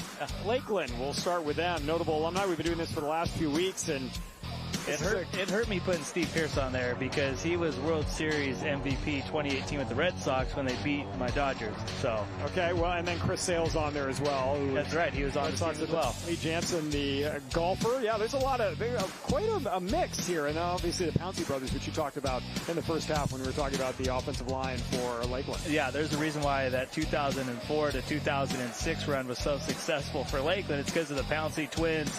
And Chris Rainey, who's one of the best high school football running backs of all time, had a good career at Florida. Didn't really do much in the NFL, but Ahmad Black, too, was a big-time safety. So, I mean, that's a good list. Yeah, look at all those players from 07, 08. I mean, that baseball and football programs were cooking at Lakeland during that time frame. And Kamani McLean was the top-rated corner coming out in 2023 over at Florida after a stint at Colorado. Let's go ahead and take a look at De La Salle now as well, with about a minute to go before the start of the second half. And the Spartans have got a lot of football players on this list who are very, very good. I mean, Amani Toomer, great wide receiver for the Giants. Aaron Taylor, standout at Notre Dame. Tosh Tapoy, defensive coordinator at Oregon. They also got Brian Callahan, who's the head coach of the Tennessee Titans. The DJ Williams, if you ask anybody, he's probably the best football player at De La Salle.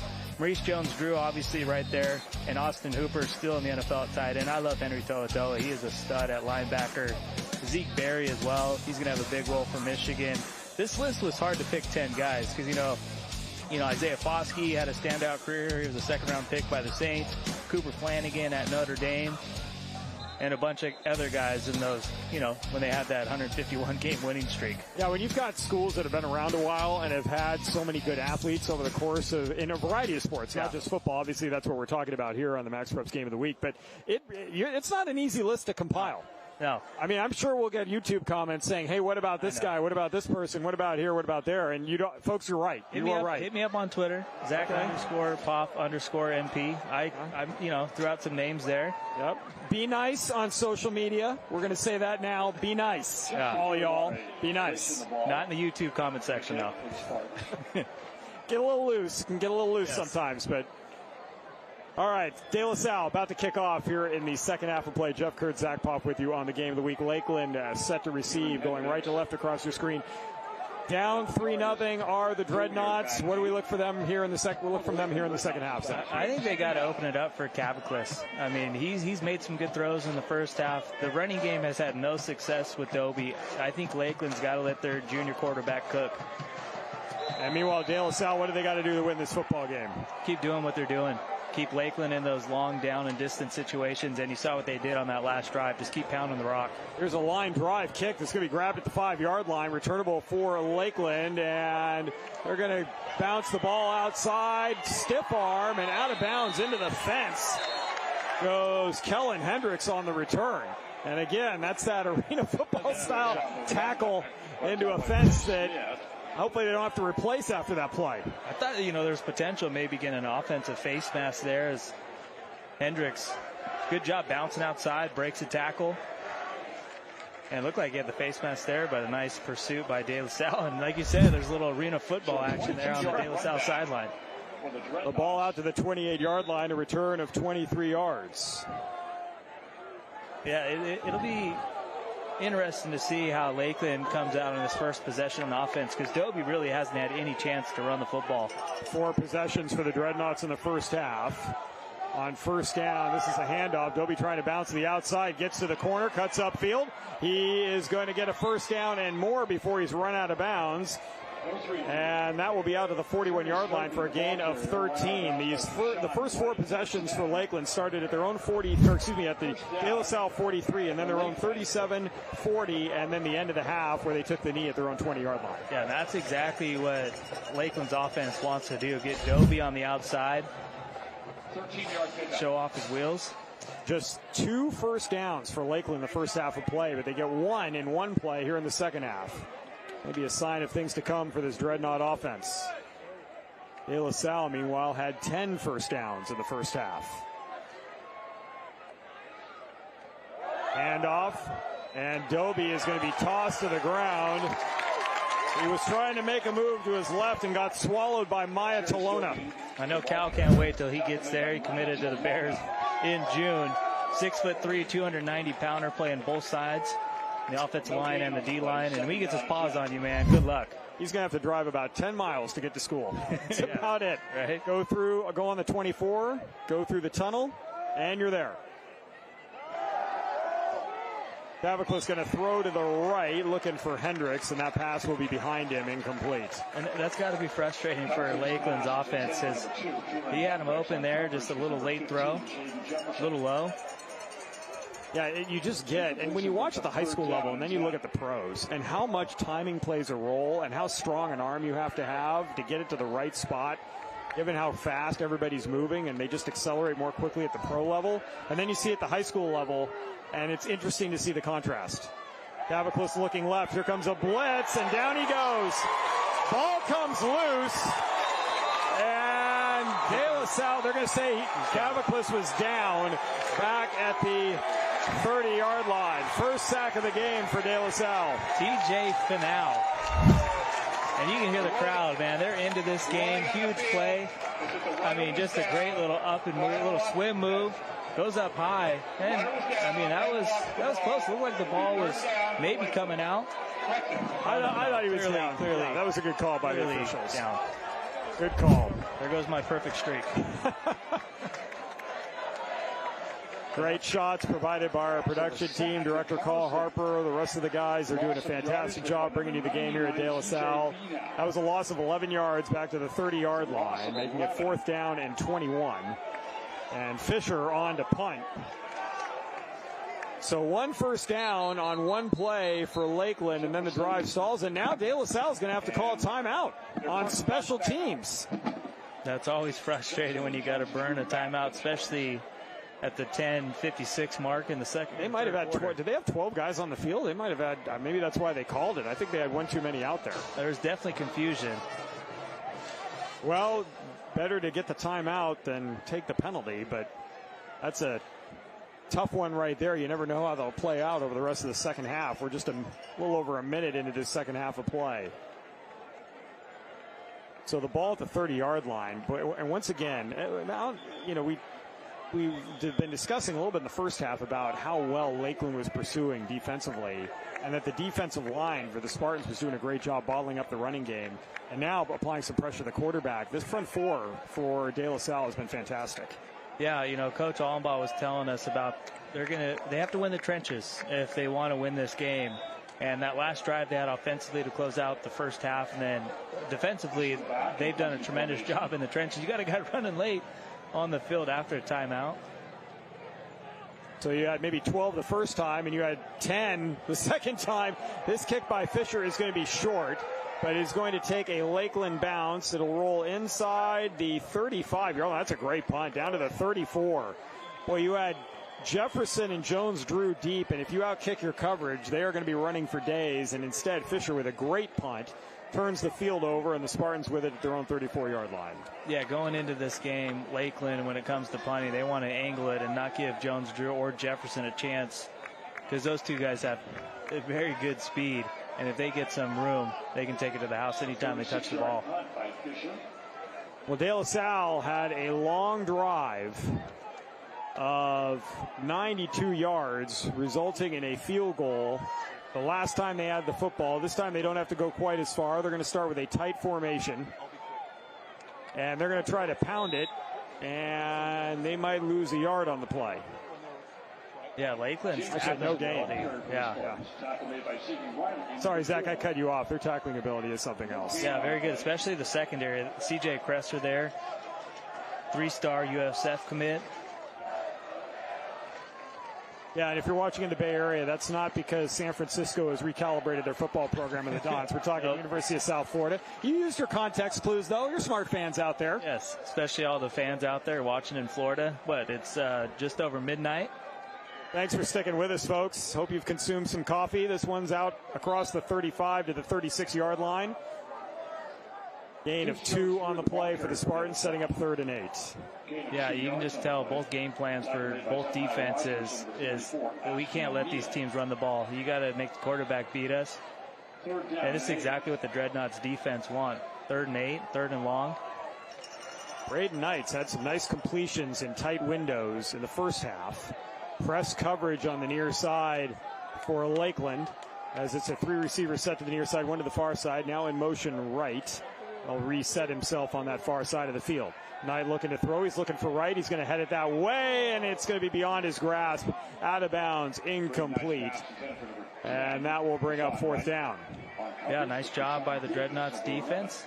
Force a 3 and out on De La Salle's opening possession here in the second half. Rashawn Davis was in coverage there. It looked like he came up hobbling a little bit. But once again, the Lakeland defense, a nice stop. And it started on 1st down where De La Salle went to their traditional veer formation and no gain on the play. Yeah. And coming into this one, too, this is a big national game. De La Salle comes in ranked at number 28, just outside of the MaxPreps top 25. And Lakeland sits at number 50. So whoever wins this one tonight is going to have a good chance to creep into the top 25 soon. This one's going to be inside the 30-yard line. Will continue rolling down to the 26. So a nice kick the other way as well. Uribari does a good job. So one of these weeks, Jeff, we're going to have some offense. We'll see, though. All the offense is on all the other top 25 scores we showed at halftime. Yes. I mean, Santa Margarita last week put up 3 points, and then they come in and put 33 on Corona Centennial. You know, obviously, when you play Corona Centennial, there's going to be a lot of points. They run fast-paced offense. They're always going to light up the scoreboard. And, you know, hopefully, you know, what's going on with Matt Logan is nothing serious. He had to go to the hospital. There's a toss sweep running right. We'll come back to that in a moment. As Hendricks looking to throw, perhaps an option. Now going to tuck it away and run. Bounce off a couple of tacklers. He'll end up shy of the 30-yard line. Yeah, Matt Logan, the longtime head coach of Centennial of Corona in Southern California, unable to coach last night's game. Precautionary is what we heard. We hope he's doing well. It sounds like everything's all right with Coach Logan, and Anthony Catalano had to be the head coach yesterday. Well, he was a former quarterback for Coach Logan. He's been on the staff for a while. His brother quarterbacks for Centennial as well. So they certainly knew what they were doing. But Santa Margarita came to play last night, came away with a win. Here is a running play for Jadarius Joby across the 30 out to the 31-yard line. Yeah, Anthony Catalano was the quarterback against his De La Salle team in the 2015 state championship. That's the last state title that the Spartans have won. 3rd down and 5. Late substitution into the game for De La Salle. To the far side of the field goes Kingston Jennings at DB. Daviclis, play action. Throwing across the middle, intercepted! Intercepted and heading the other way is Treshawn Wright. He's going to be hauled down inside the 20-yard line. A penalty marker at the end of the play, probably for a horse collar tackle, and De La Salle will have outstanding field position. A 1st and goal coming up for the Spartans. Yeah, what a job by Wright. Safety position, just watching the quarterback's eyes, and thought for a second there he's going to take that one all the way back to the house, but you're going to get a horse collar, tack on another 10 yards. And, you know, Coach Frazier was telling us we can't turn the ball over against this team. First big turnover of the game. And a lot of running room for Wright down the sideline before he was tackled. This will be half the distance to the goal. Spartans quickly up to the line of scrimmage, but they're actually going to get a chance to go a little closer.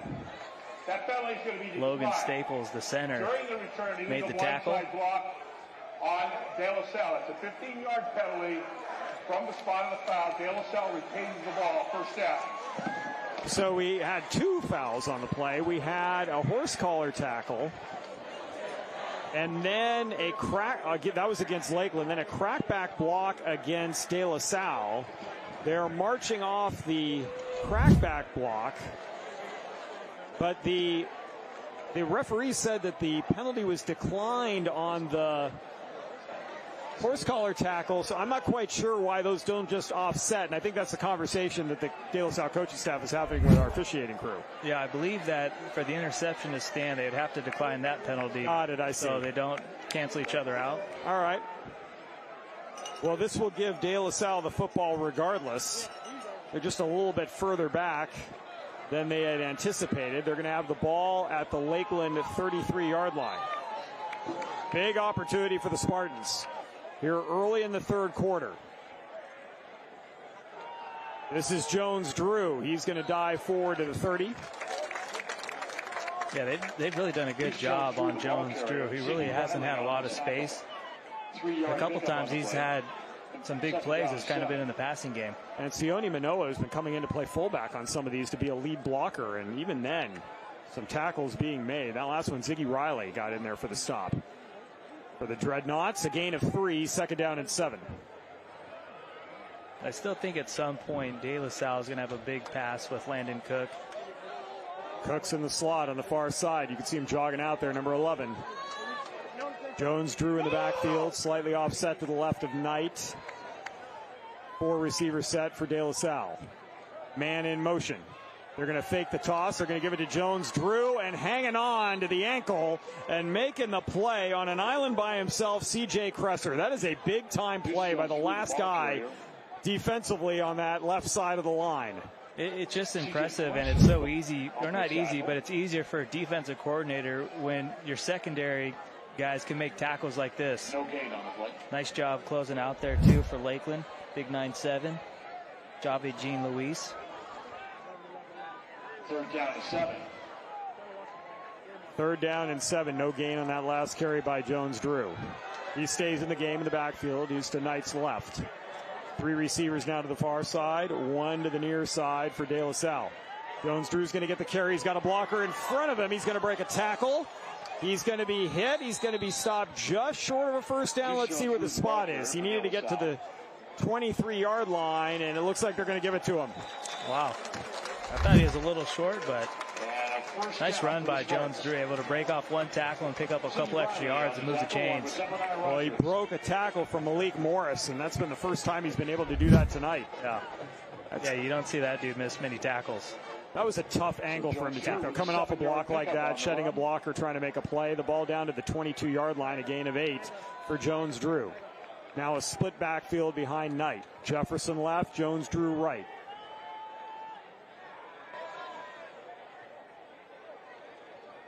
Jones-Drew the carry, and he is going to be stopped by Cresser again. He might get to the 20-yard line for 2 yards. Yeah, Cresser, 6'1", 190 pounds. One of the top DBs in the state of Florida. And he really shows you he's a complete package. He's also good in coverage as well. Well, Lakeland said their strength is their defense.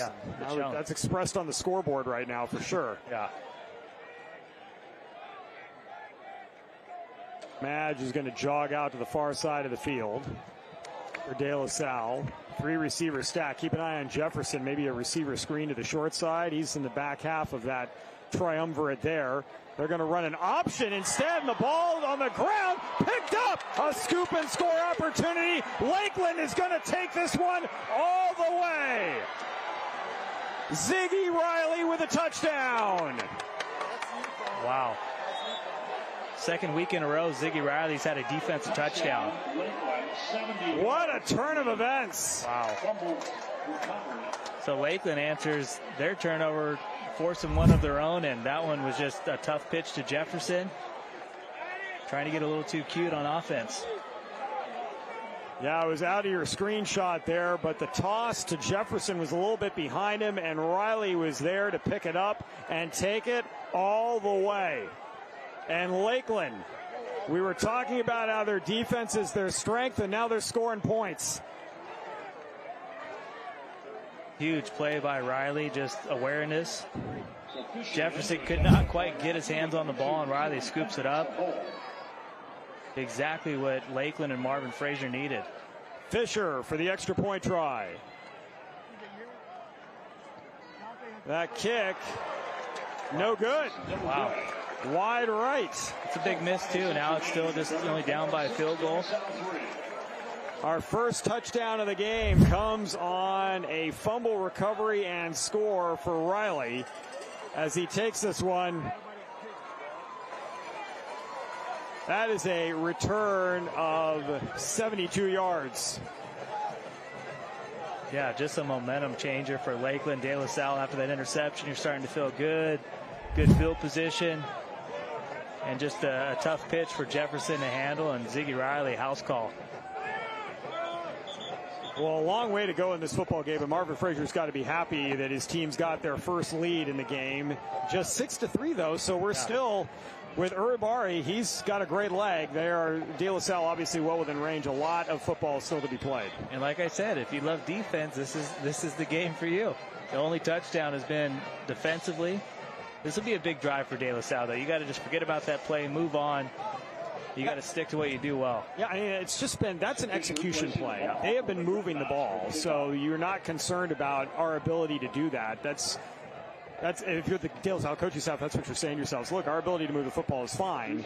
We just didn't execute on that particular play, and we're still in a one-possession game. Yeah. You got to shake that off and move along. Meanwhile, for Lakeland, now they can really buckle down defensively. Fisher kicks off. He's trying to send this deep, but Jones-Drew will have an opportunity around his goal line.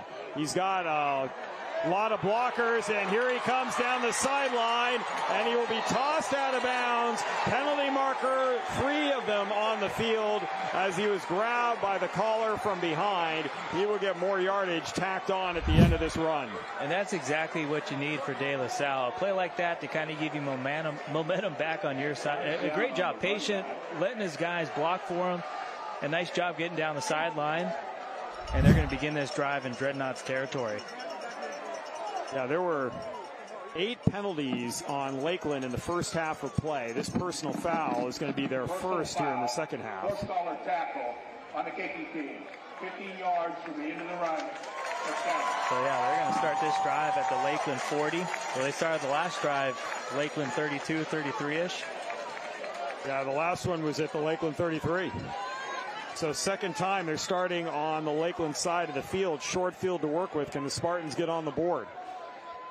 8 penalties for 45 yards in the first half for Lakeland, 1 for 15 now here in the second half. De La Salle 2 for 20 in the first half, 1 for 15 in the second half. Here is a handoff that actually, Knight trying to get out from behind the center and ended up falling down, and so we'll lose a yard or two back to the 41. Yeah, obviously could have been a lot worse, but the second and long situation just not what you want, especially after giving up a defensive touchdown. Now you've been calling for some pass plays here, looking for Landon Cook in particular. He's been targeted a couple of times, make that 3, but they haven't been able to find him so far for a completion. Split backfield. Johnson Lucas back there as well. Jones Drew going to motion out of the backfield. Johnson Lucas is going to get the carry running right, and he will be tackled. Nice job by Dante McCoy. First time calling his name. The ball down to the 38-yard line, a gain of 3. Yeah, and we've been talking about this all game. Lakeland, they don't miss many tackles.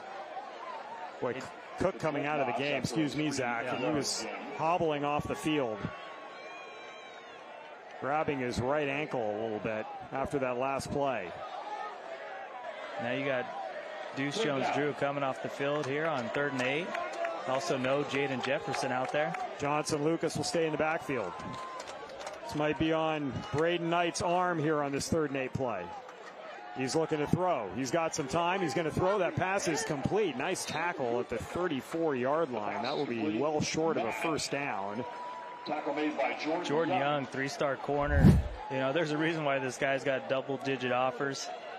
Yeah, nice job just getting to the ball quick and wrapping up. Turner Madge taking another shot. He got one in the rib cage earlier. Now he's got one in the gluteus maximus. He's got to prepare the ice bath. Yes. If you're in the Madge family for postgame.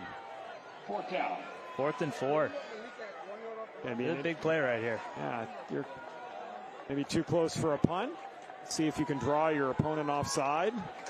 Jones Drew going to come back into the game. Got his fullback in there as well, Manoa. Manoa's to the left, Jones Drew to the right. 2 receivers set to the far side, tight end right for De La Salle. Toss sweep, Jones Drew, but we got a whistle. False start, wow. And De La Salle moved.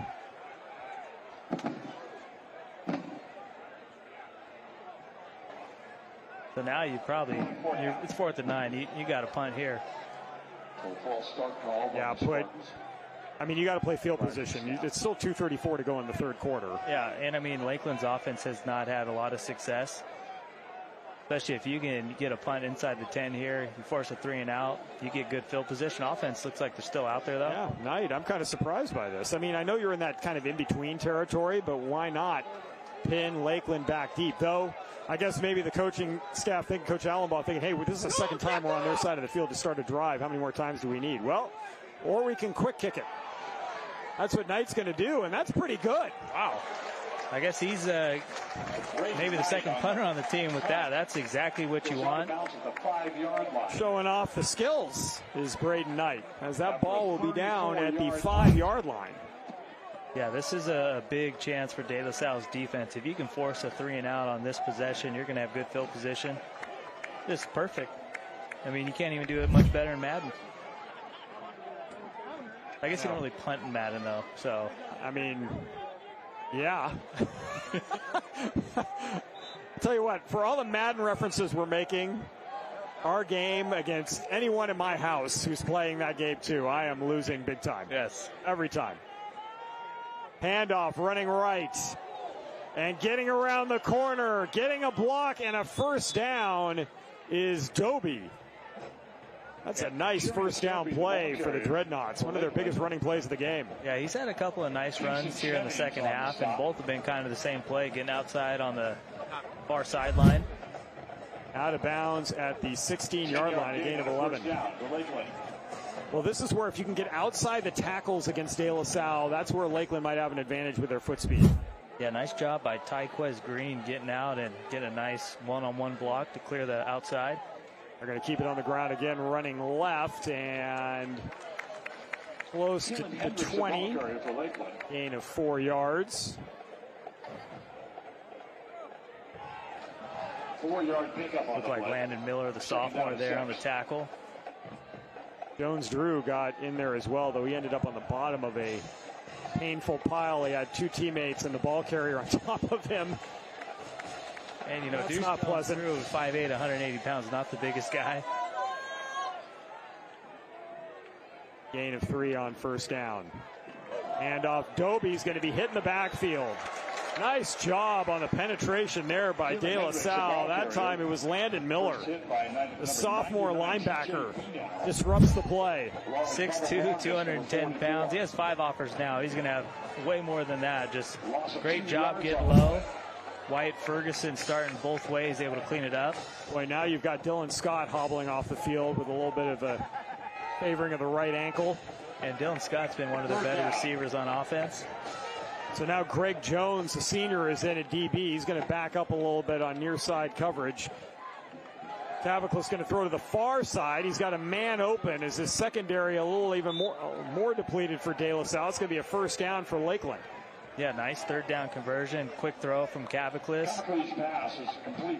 Jerry Thomas, 6'3", 200 pounds, just able to use that big body and able to get the first down.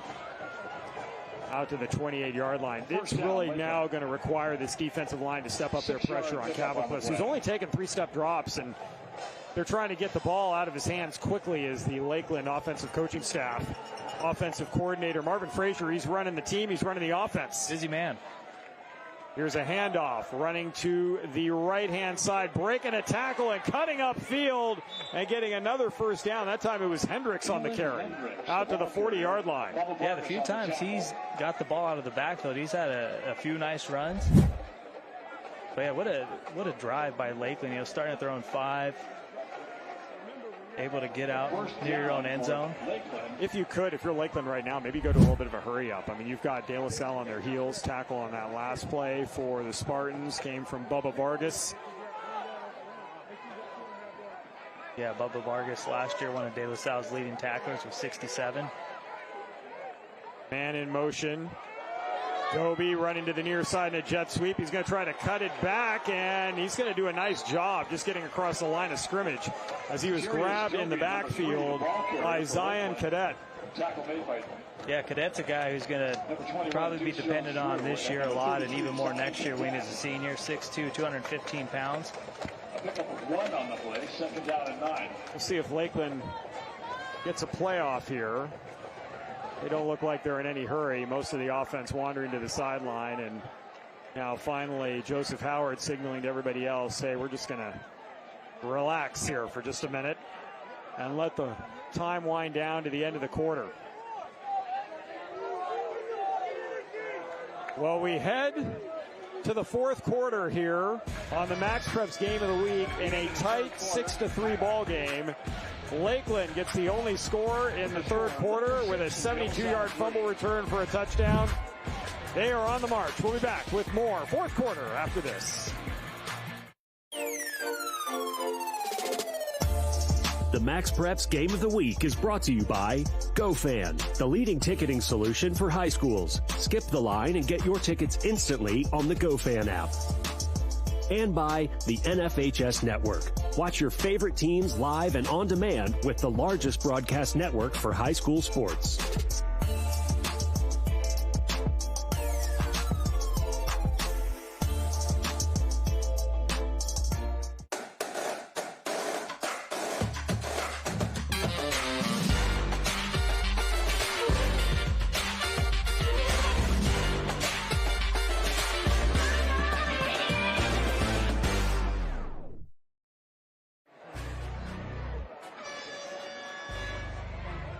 6-3 our score here. Lakeland with the football and the lead as we go to the fourth quarter play. Let's get you quickly at the top 25 scoreboard from games around the country, most of them on the NFHS network. But really one game of note, 59-7 St. John Bosco. That was the only other game taking place here on the West Coast. Soundly beating Eastwood 59-7. They gave up 7 points. Probably against the second or the third unit at that point. Lakeland now going left to right across your screen on second down. They're going to throw a quick hitter. That is a first down on the reception by Kellen Hendricks out across midfield into De La Salle territory. And the Spartans are a little bit on the ropes right now. Yeah, Caviclis doing a good job on this drive. He's just got a quick release, and he's got a little heat on that. The ball to the Spartan 47. Another first down. 5 first downs in the second half for the Dreadnoughts. They had 2 in the entire first half. It's a little wildcat action now, too, with Keelan Hendricks at quarterback. Hendricks going to take the snap. He's going to run right. He's going to run the option. Give it to Dobie. Dobie trying to get to the corner. He will. Cut upfield, and he'll be knocked out of bounds inside the Spartan 40-yard line at the 39. I thought potentially we might get a holding call there. It looked like Jones-Drew might have got grabbed a little bit, but no call. Nice run. That's 2 yards shy of a first down for Lakeland. 2nd and 2. That really opens up the playbook. 2nd down and 2. And let's see as Caviclis jogging back onto the field. Dobie will stay in the game. Coming out is Cameron Fuse. That's Joseph Howard, the receiver to the near side. One to the far side. I formation, tight end left for Lakeland. They're going to hand it off to Dobie. Dobie is going to do a nice job getting across the line of scrimmage, and then Bubba Vargas is going to wrap him up right there. Yeah, great tackle. I mean, good job by Dobie to get outside. Well, this is a great angle for this. Yeah, look at that was Landon Miller on the tackle. This guy's going to probably be a 5-star linebacker, at least high 4-star. Yeah, Miller with a tackle. Vargas, though, was in there to break that play up, really forced Dobie to make that last cut, allowing Miller to catch up. Yeah, Miller's already got offers from Arizona, Arizona State, Cal, Oregon, and Sac State. 3rd down and 2. Dobie again up the middle, and he didn't get very far. Maybe a yard. Yeah, and Lakeland definitely going to go for this 4th and 1. Well, an interesting call coming up here for Coach Frazier. I mean, if you get it, great. The drive continues. If you don't, though, the Spartans have good field position here. And you kind of give momentum back to De La Salle. Well, maybe you trust your defense and you go for it. And if you don't make it, then we've got a defense that's only given up 3 points and has scored our only points of the game. Yeah, right now De La Salle's, well, Deese Jones-Drew was back, but now he's coming up towards the line of scrimmage. Caviclis back in. They're going to go strong side right formation with a tight end, Hebel. I formation, the backfield, Dobie dotting the I. They're going to give him the ball. He is going to get hit. He's going to get the first down to the 35-yard line. Great second effort by Dobie. Yeah, good job just to get low, because there was a couple of De La Salle tacklers in the backfield. But Sac State commit doing a good job turning those legs. Tackle made by number 73, A.J. Talaroa. Yeah, Wyatt Ferguson had a chance at him right at the line of scrimmage.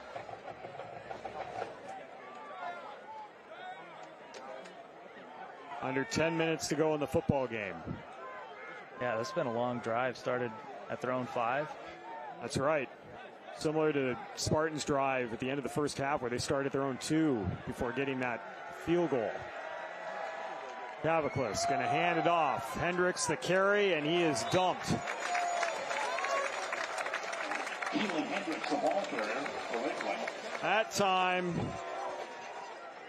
Ferguson was going to make sure he did not miss that tackle. Yeah, that looked like he was trying to make up for the previous play. And you could tell, man, he's tired. I mean, it's fourth quarter. He's been playing both ways the whole game. And this is, it's been a long drive for Lakeland, too, so not really getting a chance to get a breather outside of the break between quarters. Gain of 1, 2nd and 9. Caviclis play action. He's going to throw a slant, and a little bit behind his receiver, broken up. Yeah, nice job there by Greg Jones. Yeah, that was a great play by Jones. I mean, if that pass is on the money, that is a completion. But Jones doing a good job getting in there to break that one up. And throwing a little behind Jerry Thomas. Yeah, if he hits some stride there, I mean, there's a chance that's a touchdown. 3rd down and 9. That stops the clock with 8:29 to play. They're going to go Wildcat again with Hendricks. Dobie in the backfield, and now Lakeland's going to call a timeout. Timeout, Lakeland. That's their 2nd timeout. De La Salle still has well, they had that one timeout. Didn't De La Salle call that timeout in that punt play? So they've got two timeouts remaining. Yep. So De La Salle's got 2 remaining. Lakeland's got 1. We're talking about the coaches here. Coach Allenbaugh with De La Salle, Coach Frazier with Lakeland. Let's talk a little bit about Coach Bill Castle with Lakeland. He has just had a fantastic career. We touched on at the beginning of the game, but it's worth looking at his coaching career once again. Well, I mean, it's pretty simple. If you're a head coach at one spot for 47 years, you're doing some things right. And, 13th all-time in career wins, led Lakeland to 8 state titles. They've won 9 as a program, and he had a lot to do with that one in 2023. He was still helping out Marvin Frazier in his first year as head coach. And it shows your adaptability. I mean, how much has the game changed? The players have changed. Styles of coaching have changed since 1976. I mean, that is, and you don't win your first title at the state level for 10 years. Then you go another 10 years before you win your next one, and then you get on a roll. It just shows also how much you care about the high school athlete, the players, and how they develop as people as well. 3rd and 9 for Lakeland out of the timeout. Cavicles play action, throws outside, pass complete, and that should be enough for a Dreadnought 1st down. Yeah, that was just nice throw to Jerry Thomas, and another quick pass, and Greg Jones gave him a little bit of space. That's a big target over there to throw to. 7 second half 1st downs for Lakeland. Yeah, big 3rd and 9 conversion. The ball at the 24-yard line. I formation. They're going to run right.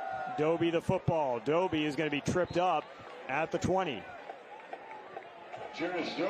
A gain of 5 yards. And you can just feel the energy kind of coming out of this place. Big drive for Lakeland. And doing a good job being really balanced here. They've worked the pass and the rush here on this drive. Everything's been quick. That's one of the adjustments they've made in the second half. Instead of dropping Cavicles back, 7-step drop, 5-step drop, they're going 3 and doing quick slant routes or quick out routes before the defensive line can get in there. Just the 1 sack in the game for the Spartans. Handoff left again. Dobie looking for room. Very patient. He's going to be hauled down inside the 20-yard line. Good to see Landon Cook back in the game. Nice matchup between a couple of tight ends. That was Hebel blocking Cook. Yeah, Cook. I mean, you get your 6'5", 210. You're going to be able to make an impact on defense as well. And a good job by De La Salle. Everyone's sticking to the lane and making the tackle. Another 3rd down situation coming up for the Dreadnoughts. 3rd down and about 5. Big play here. Probably 2-down territory. You think, Zach, with Fisher missing that 36-yard field goal earlier and an extra point, I got to think you're going for it on 4th down. So 2 plays to make 5 yards. Dobie in the backfield. Tight end left. 1 receiver to the near side. That's Fuse. 2 to the far side. Cavicles going to go out of the gun. Now he's going to step up towards his center. Bark out some instructions. Step back. And a penalty marker. And a delay of game. Wow. I mean, that's tough. Just the second penalty of the second half for Lakeland. That's something that they've cleaned up. But, boy, that's a tough time for a delay of game. Yeah. And, I mean, Lakeland, 2 timeouts left, so you didn't want to take your second there. They've got 2 timeouts up on the board here in the scoreboard. So now 3rd down and 10. That might be a situation, though, where you do take it because, 3rd and 5. Well, they did just convert a 3rd and 8, so. Dobie in the backfield. We'll see what they do. They're going to give him the football. He's going to run to his left, cut back, and be stopped shy of the 20. Man, Landon Miller has just been everywhere on this drive defensively for the Spartans. Yeah, he's made some big-time hits. That's a gain of maybe 4 on the play here. man, Landon Miller sure came from a long way to make that tackle. Fourth down, and the offense staying on the field. This would be a 39-yard field goal attempt if you were going to trot your unit out there, and might be a little bit too far for Fisher. Big play in this game. 4th and 8. Play action. Pressure coming. Calif rolling. He's going to throw it away. Turnover on downs. And who's there again? It's Miller. Wow. He's one of the best in the class of 2028 for a reason. And he had an outstanding freshman year, but you can just see him getting bigger and faster. So no intentional grounding. Calif got outside the pocket. But at the end of the day, it's still De La Salle ball. Miller was everywhere. Yeah. On a drive that, great job by Lakeland, taken from their own 5-yard line, but stalling out down at the 22. The 1+, even though they didn't get points, though, they did take a lot of time off the clock.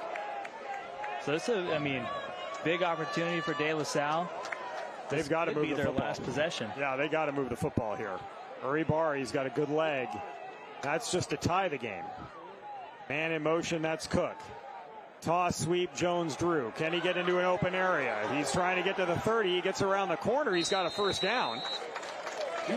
Out near the 33-yard line. Yeah, nice first play for De La Salle on this drive. And, that's one of the rare times where Jones-Drew has actually had a lot of space and able to get outside. De La Salle, almost the exact opposite of Lakeland, who had 2 first downs in the first half and has now had 7 in the second half. Spartans with 10 first downs in the first half. That's just their second first down in the second half. Wow. Split backfield behind Knight. He's going to keep it on the ground. Jones-Drew does a nice job just avoiding the first guy, and then will curl up into the fetal position across the 35 out to the 37-yard line. Gain of about 4. That's what you know. They call that just sort of a soft tackle. Everyone just sort of gently laid down on the ground. Yeah, Even some of the hitting here. Yeah, and haven't seen a lot of Jaden Jefferson in the second half, so might be battling an injury. Jones-Drew the carry again. He's going to go across the 40 to the 41. He's 2 yards shy of a first down. He'll set up 3rd and 2. Yeah, you can see Jefferson here close to us. He's kind of running back and forth. Something's bugging him. He's trying to stay loose. Meanwhile, you've got an injury timeout. That's Drew Sapp. Sapp down at the end of that last play. He was near the bottom of that tackle. That's going to give both teams a little bit of a breather. We keep an eye on Sapp, and hopefully nothing more than, looks like they're trying to stretch out a cramp. You can see the De La Salle coaching staff, we're looking with the defense to see what adjustments they need to make, assuming Lakeland's going to get the football here again. 4:28 to play. The Spartans with 2 timeouts. 3rd down coming up here. 3rd and 3, a short 3. And this is a big, all these 3rd downs are going to be huge, Zach, coming over the next 4.5 minutes here. Yeah, this is, things don't get much either for De La Salle in the next few weeks. Next week they're playing Seraph San Mateo, a powerhouse program, and then St. Francis the week after that. And then they play Sacramento Power Grant, and then they also play St. Mary's of Stockton, and then Cathedral Catholic, a power down in SoCal in the San Diego area. In fact, Cathedral, I came up from San Diego for this game, and who did I see in the airport? The Cathedral Catholic Dons. Did you? They're going up to San Jose, playing in the Central Coast section this weekend. So, yeah, it is a tough schedule for De La Salle.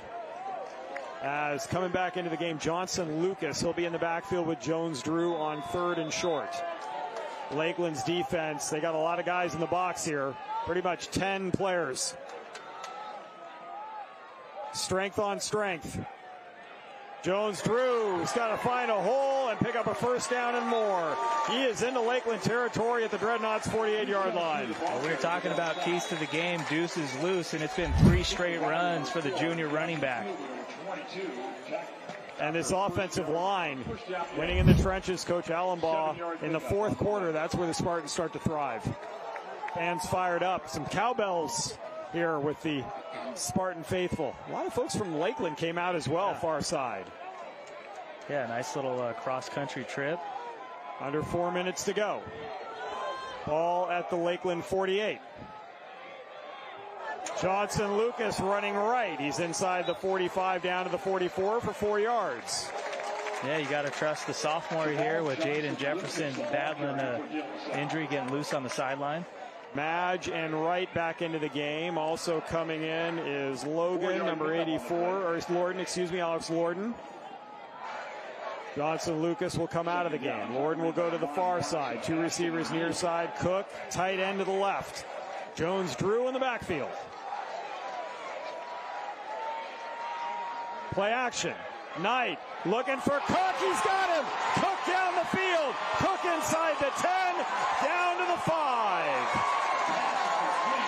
And a great job by Cook to get up and catch that one. Braden Knight, very good throw. Finally, they got the tight end involved. The first time these two have been able to connect, and it's a huge play for the Spartans. Just shy of the 5-yard line. Another Lakeland player down on the far side. Looks like cramps once again, but just to, you know, De La Salle had that in their back pocket. 3 straight runs, you're the defense, you think they're going to run the ball again, and boom, you get it to your tight end. First and goal from the 7-yard line. Cook was fired up after that catch. They have been trying to connect. Knight overthrew him a couple of times, 3 times, and then that time was able to find him in just the right spot and in stride. Look how fired up Cook is. Yeah, I mean, make a big-time play, 4th down 6-3, 1-score game. Well, this has been a pretty exciting first game for De La Salle at home. Lakeland trying to hang on here, leading at 6-3. First and goal coming down to the 3-minute mark of the 4th.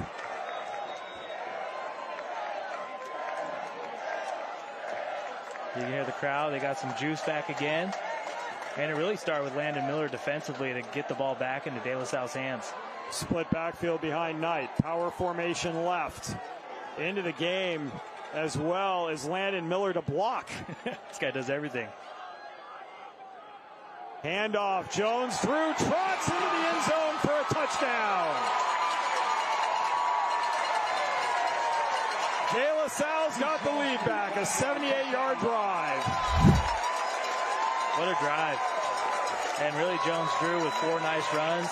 A great job by the offensive line. That was the most space Jones Drew has had all night. That's a 6-yard touchdown run for Jones Drew, his first of the year. And really Jones Drew with those first 3 runs really set up that pass to Cook. So Jeff, we got an offensive touchdown. We do. And a big extra point try here for Uribari. And that makes it a game where Lakeland's got to get a touchdown in the next 2:38. Yeah, Caviclis has made some nice throws in this game. He's going to have a big drive. But just a great answer by De La Salle. Yeah, and this is where Uribari really becomes a weapon because he can put the ball in the end zone for a touchback, and then you force the Dreadnoughts to go 80 yards, which they have not done all night. They've had a missed field goal, punt, end of half, punt, interception, and then a turnover on down. So, and really their last drive was their best drive of the night. So, I mean, they did get a turnover on downs, but they got to feel a little good about the way they moved the ball offensively, but it's going to be hard to run the ball with only 2:38 left. They do have 2 timeouts to utilize. This kickoff's going to be big. Coach Allenbaugh trying to fire up the team, get the defense ready to get out on the field after the special teams unit goes to work here. Trying to get his 137th career win. His 13th season at De La Salle. 136-20. That's pretty good. It is pretty good. And he's following up a legend. Yeah. And he's keeping that legend going. Here is a kick, and that is a deep one. And Uribari picked a good time to bring out the driver. Yeah, right. And he kept it straight. The ball at the Lakeland 20-yard line. The Dreadnoughts have got a lot of acreage in front of them here on some pretty high property values in this Concord area of the East Bay. And this is exactly where you want to be if you're Coach Allenbaugh. Let your defense win the game. And, I mean, if they do hold on to win this game, it would be the first time ever De La Salle has beat a Florida team. And Florida coming into this one, they wanted to get some get back on California because they went 0-3 last week against teams from California, specifically all three in Southern California's Trinity League. That's right. Those teams from Southern California made the trip to Florida.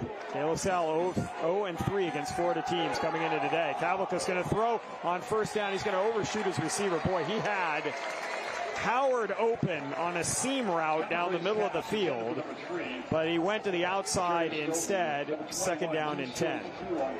This is where the offensive line for Lakeland's going to have to step up, because instead of doing those quick hitters like Lakeland's been doing most of the second half, Zach, they're going to have to go for 7-step drops and protect their quarterback. Yeah, and that's where, like you said, they've struggled. They, 7-step drop back has not worked out for Lakeland. It's been that quick passing game.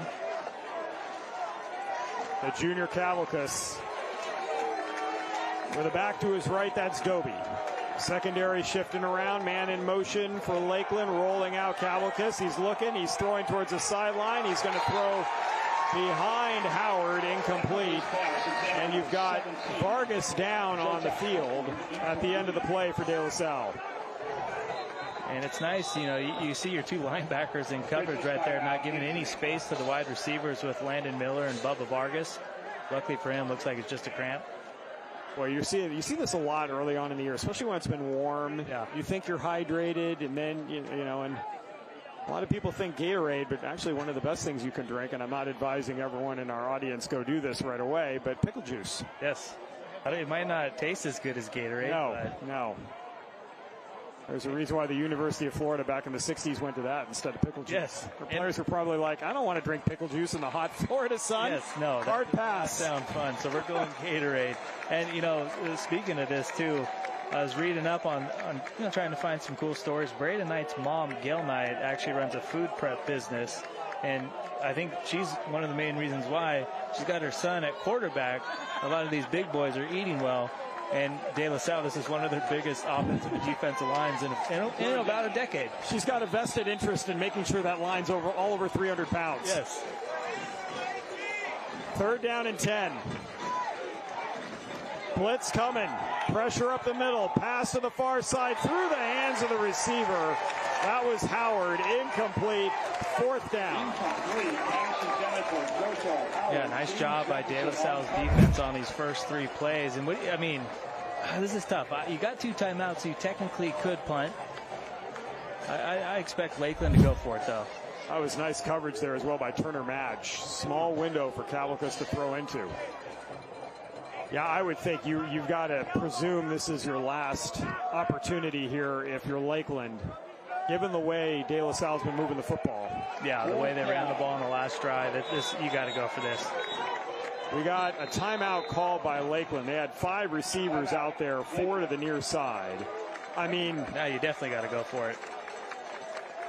Well, and the other thing, too, is you've got a lot of tall receivers against a shorter secondary, guys with good speed. You've been trying to do these precision routes. Maybe you just play a little game of 3 flies up and throw the ball up there and have your guys go get it. Yeah, you look at Jerry Thomas, 6'3", 200 pounds. Cameron Fuse, the sophomore, he's 6'2". I mean, that's what it looked like. I was almost lining up for a Hail Mary play, except from your own 20-yard line. Yeah. You just need a first down. I'm kind of surprised, too, that Lakeland went away from the run here on this possession. I mean, I know there's, under 3 minutes left, but they haven't had much success the whole game when Calif has had to have those 5-7-step dropbacks. Joaquin Calif out there in a 4th and 10 situation out of the Lakeland timeout. They've got 1 left. They've had 3 pass plays, 3 incompletions. They're going to go 3 receivers to the near side. And De La Salle's got to watch for a hook and ladder type of play as well right here. 1 receiver to the far side. 1 back in the backfield is Dobie. Calif with pressure coming. A screen underneath. And what a play by who else? It is Landon Miller. I mean, he's been the difference in the 4th quarter. He's really the one that turned it up on the previous possession, and boom. What a read. No chance for Hendricks. Turnover on downs. I mean, that's he's a linebacker, great coverage. His instincts are off the charts. I mean, he's only got 5 offers now, but I can guarantee you in the next few weeks that'll be in the double digits. Oh, yeah, his phone's filling up right now. Oregon's smart to offer him early, too. It always helps, too, when the defensive coordinator is also a De La Salle alum.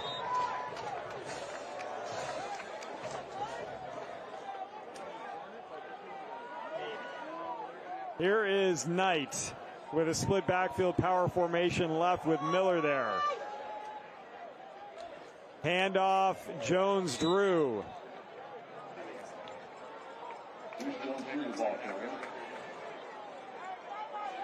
One timeout left for Lakeland. Loss of 1 on the play, and De La Salle is going to take their sweet time here. Yeah, Lakeland just 1 timeout remaining. So De La Salle can get pretty close to running the clock out, but if they want to do that, they got to pick up 1 first down. They're going to let that play clock wind down as far as possible. Well, we've had defensive battles the last 2 weeks, but tight ball games and big stops at key moments. Sometimes your football games are 45 to 42 barn burners. Sometimes they are 10 to 6, 7 to 3 slugfests. And that's what we've had here tonight, as De La Salle is going to take their second timeout before they get a delay of game penalty. 1:28 to go. Well, folks, we've got a great game coming your way next week as well. The number 4 versus the number 2 team in the country. St. Francis Academy comes out from Maryland to Los Angeles.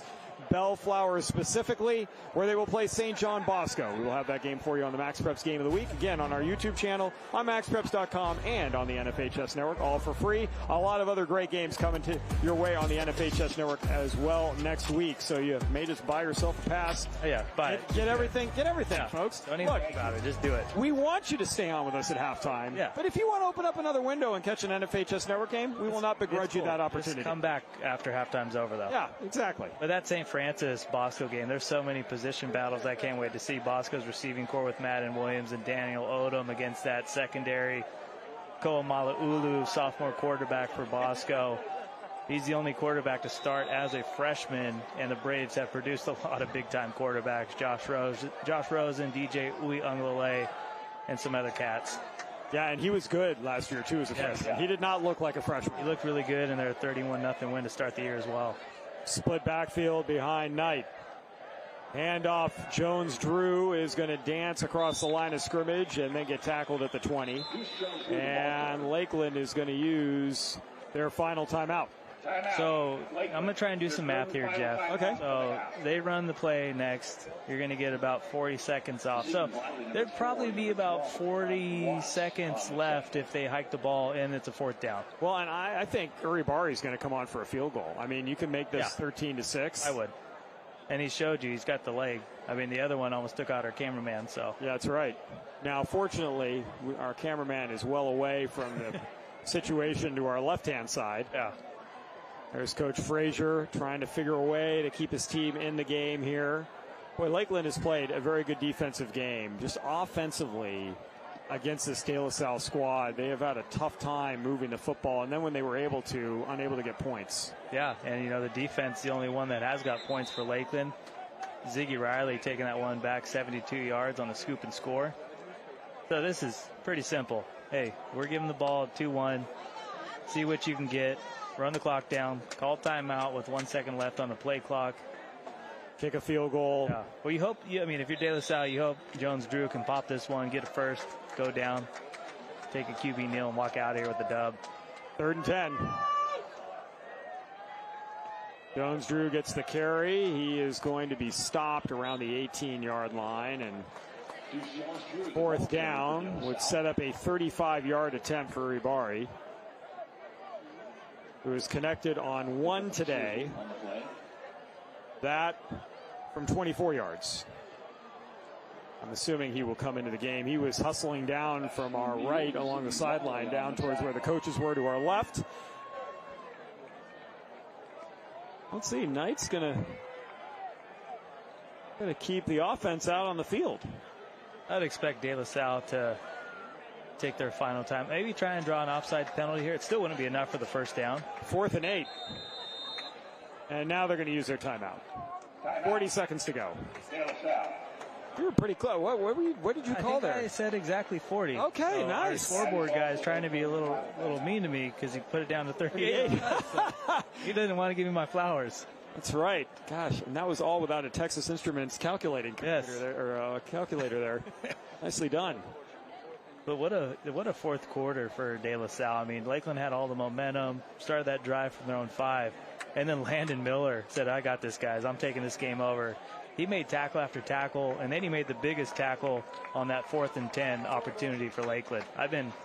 He came in with a lot of expectations, and he has surpassed those. Yeah, he pressured Caviclis on that last 4th down opportunity they had when they were on De La Salle's side of the field, and Caviclis had to throw the ball away. Uribari now on for the field goal attempt at 35 yards, pretty much straight away.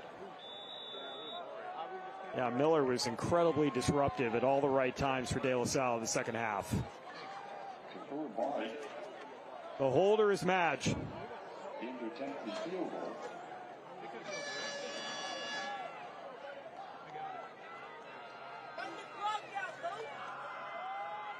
Kick on the way, and it is no good. Wide right.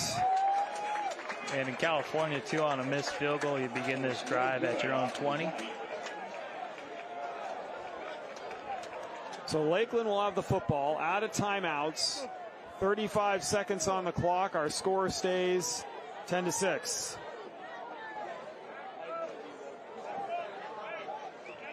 Yeah, if you're De La Salle, you got to look at Landon Miller there and see if he can make a couple more plays. Yeah, maybe you got, 3 plays in you if you work it right, if you're Lakeland, assuming they're all completions. Yeah, De La Salle prevent defense.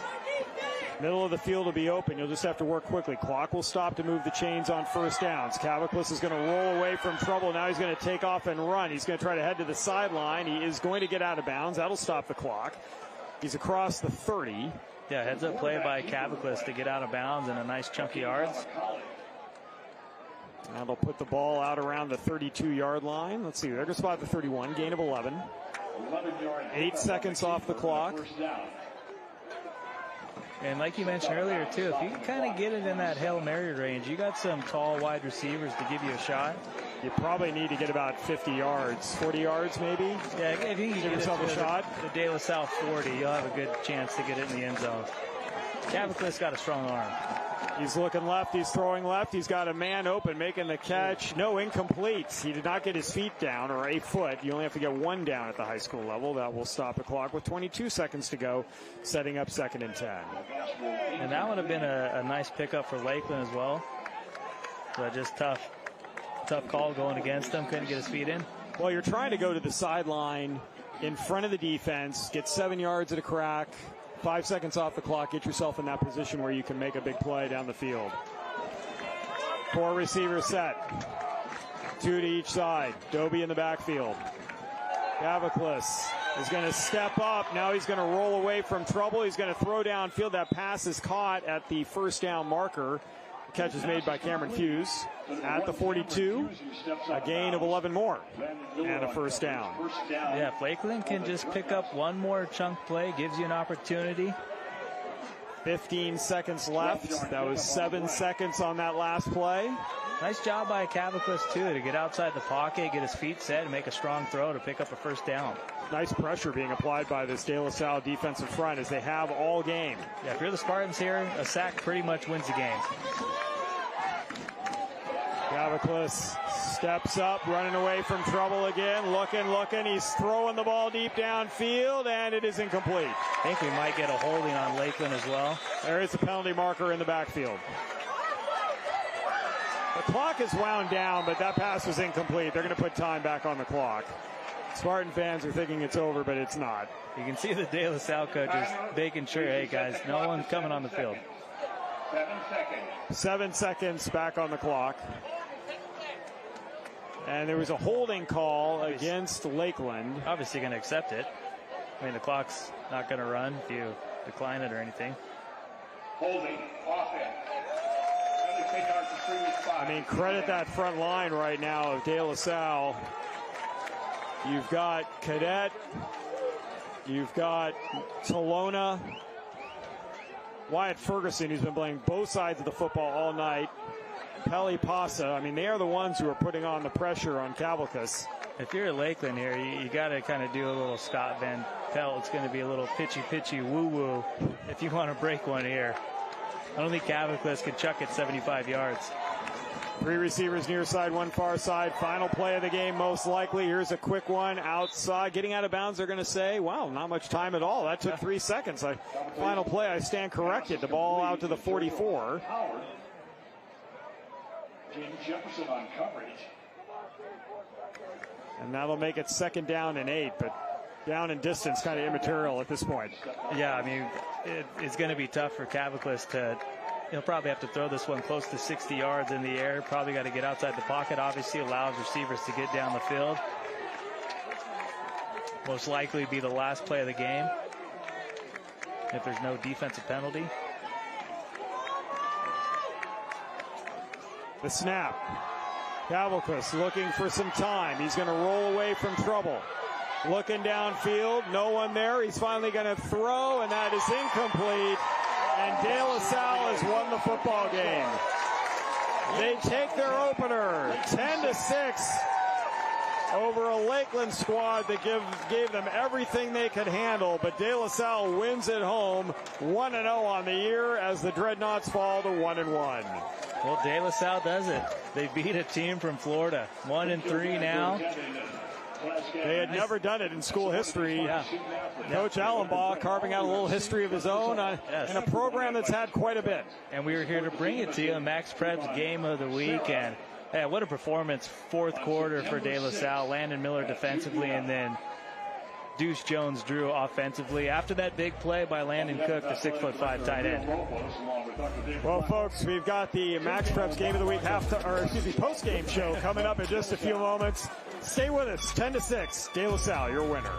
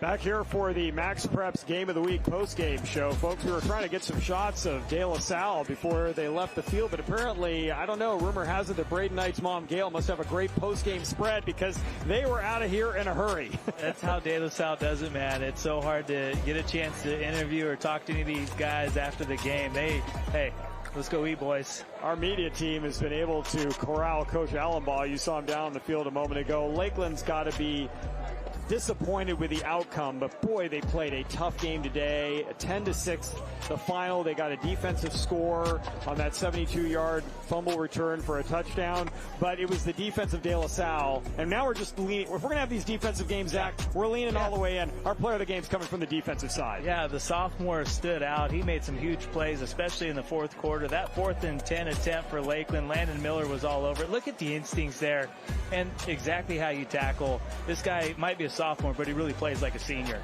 Yeah, and he had plays all over the field in the second half that kept Lakeland from breaking free on big drives. He ends up being our player of the game in this one, in a 10-6 win for De La Salle. Offensively, some work to do, but they played a very good defensive team tonight in the Lakeland Dreadnoughts. Yeah, and coming in, we knew Lakeland's defense was the strength of this team, and offensively, Deuce Jones-Drew finally got it going on that last drive. Offensive line did a very good job, and finally the night to Cook, it worked. Yeah, they finally found Cook and down the field. The one time they connected, set him up in a position for the Jones-Drew 6-yard touchdown run. Hey, partner, we got a good one next week. It's going to be another out-of-state showdown, California versus Maryland.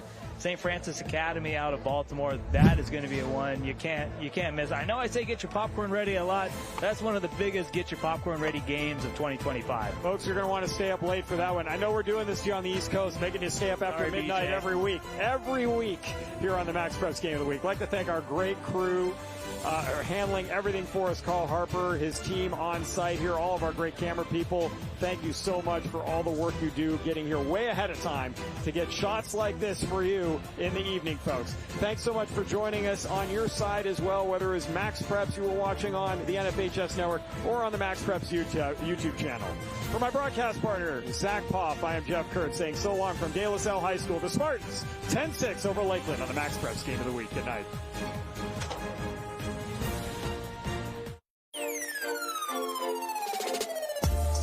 The MaxPreps Game of the Week is brought to you by GoFan, the leading ticketing solution for high schools. Skip the line and get your tickets instantly on the GoFan app. And by the NFHS Network. Watch your favorite teams live and on demand with the largest broadcast network for high school sports.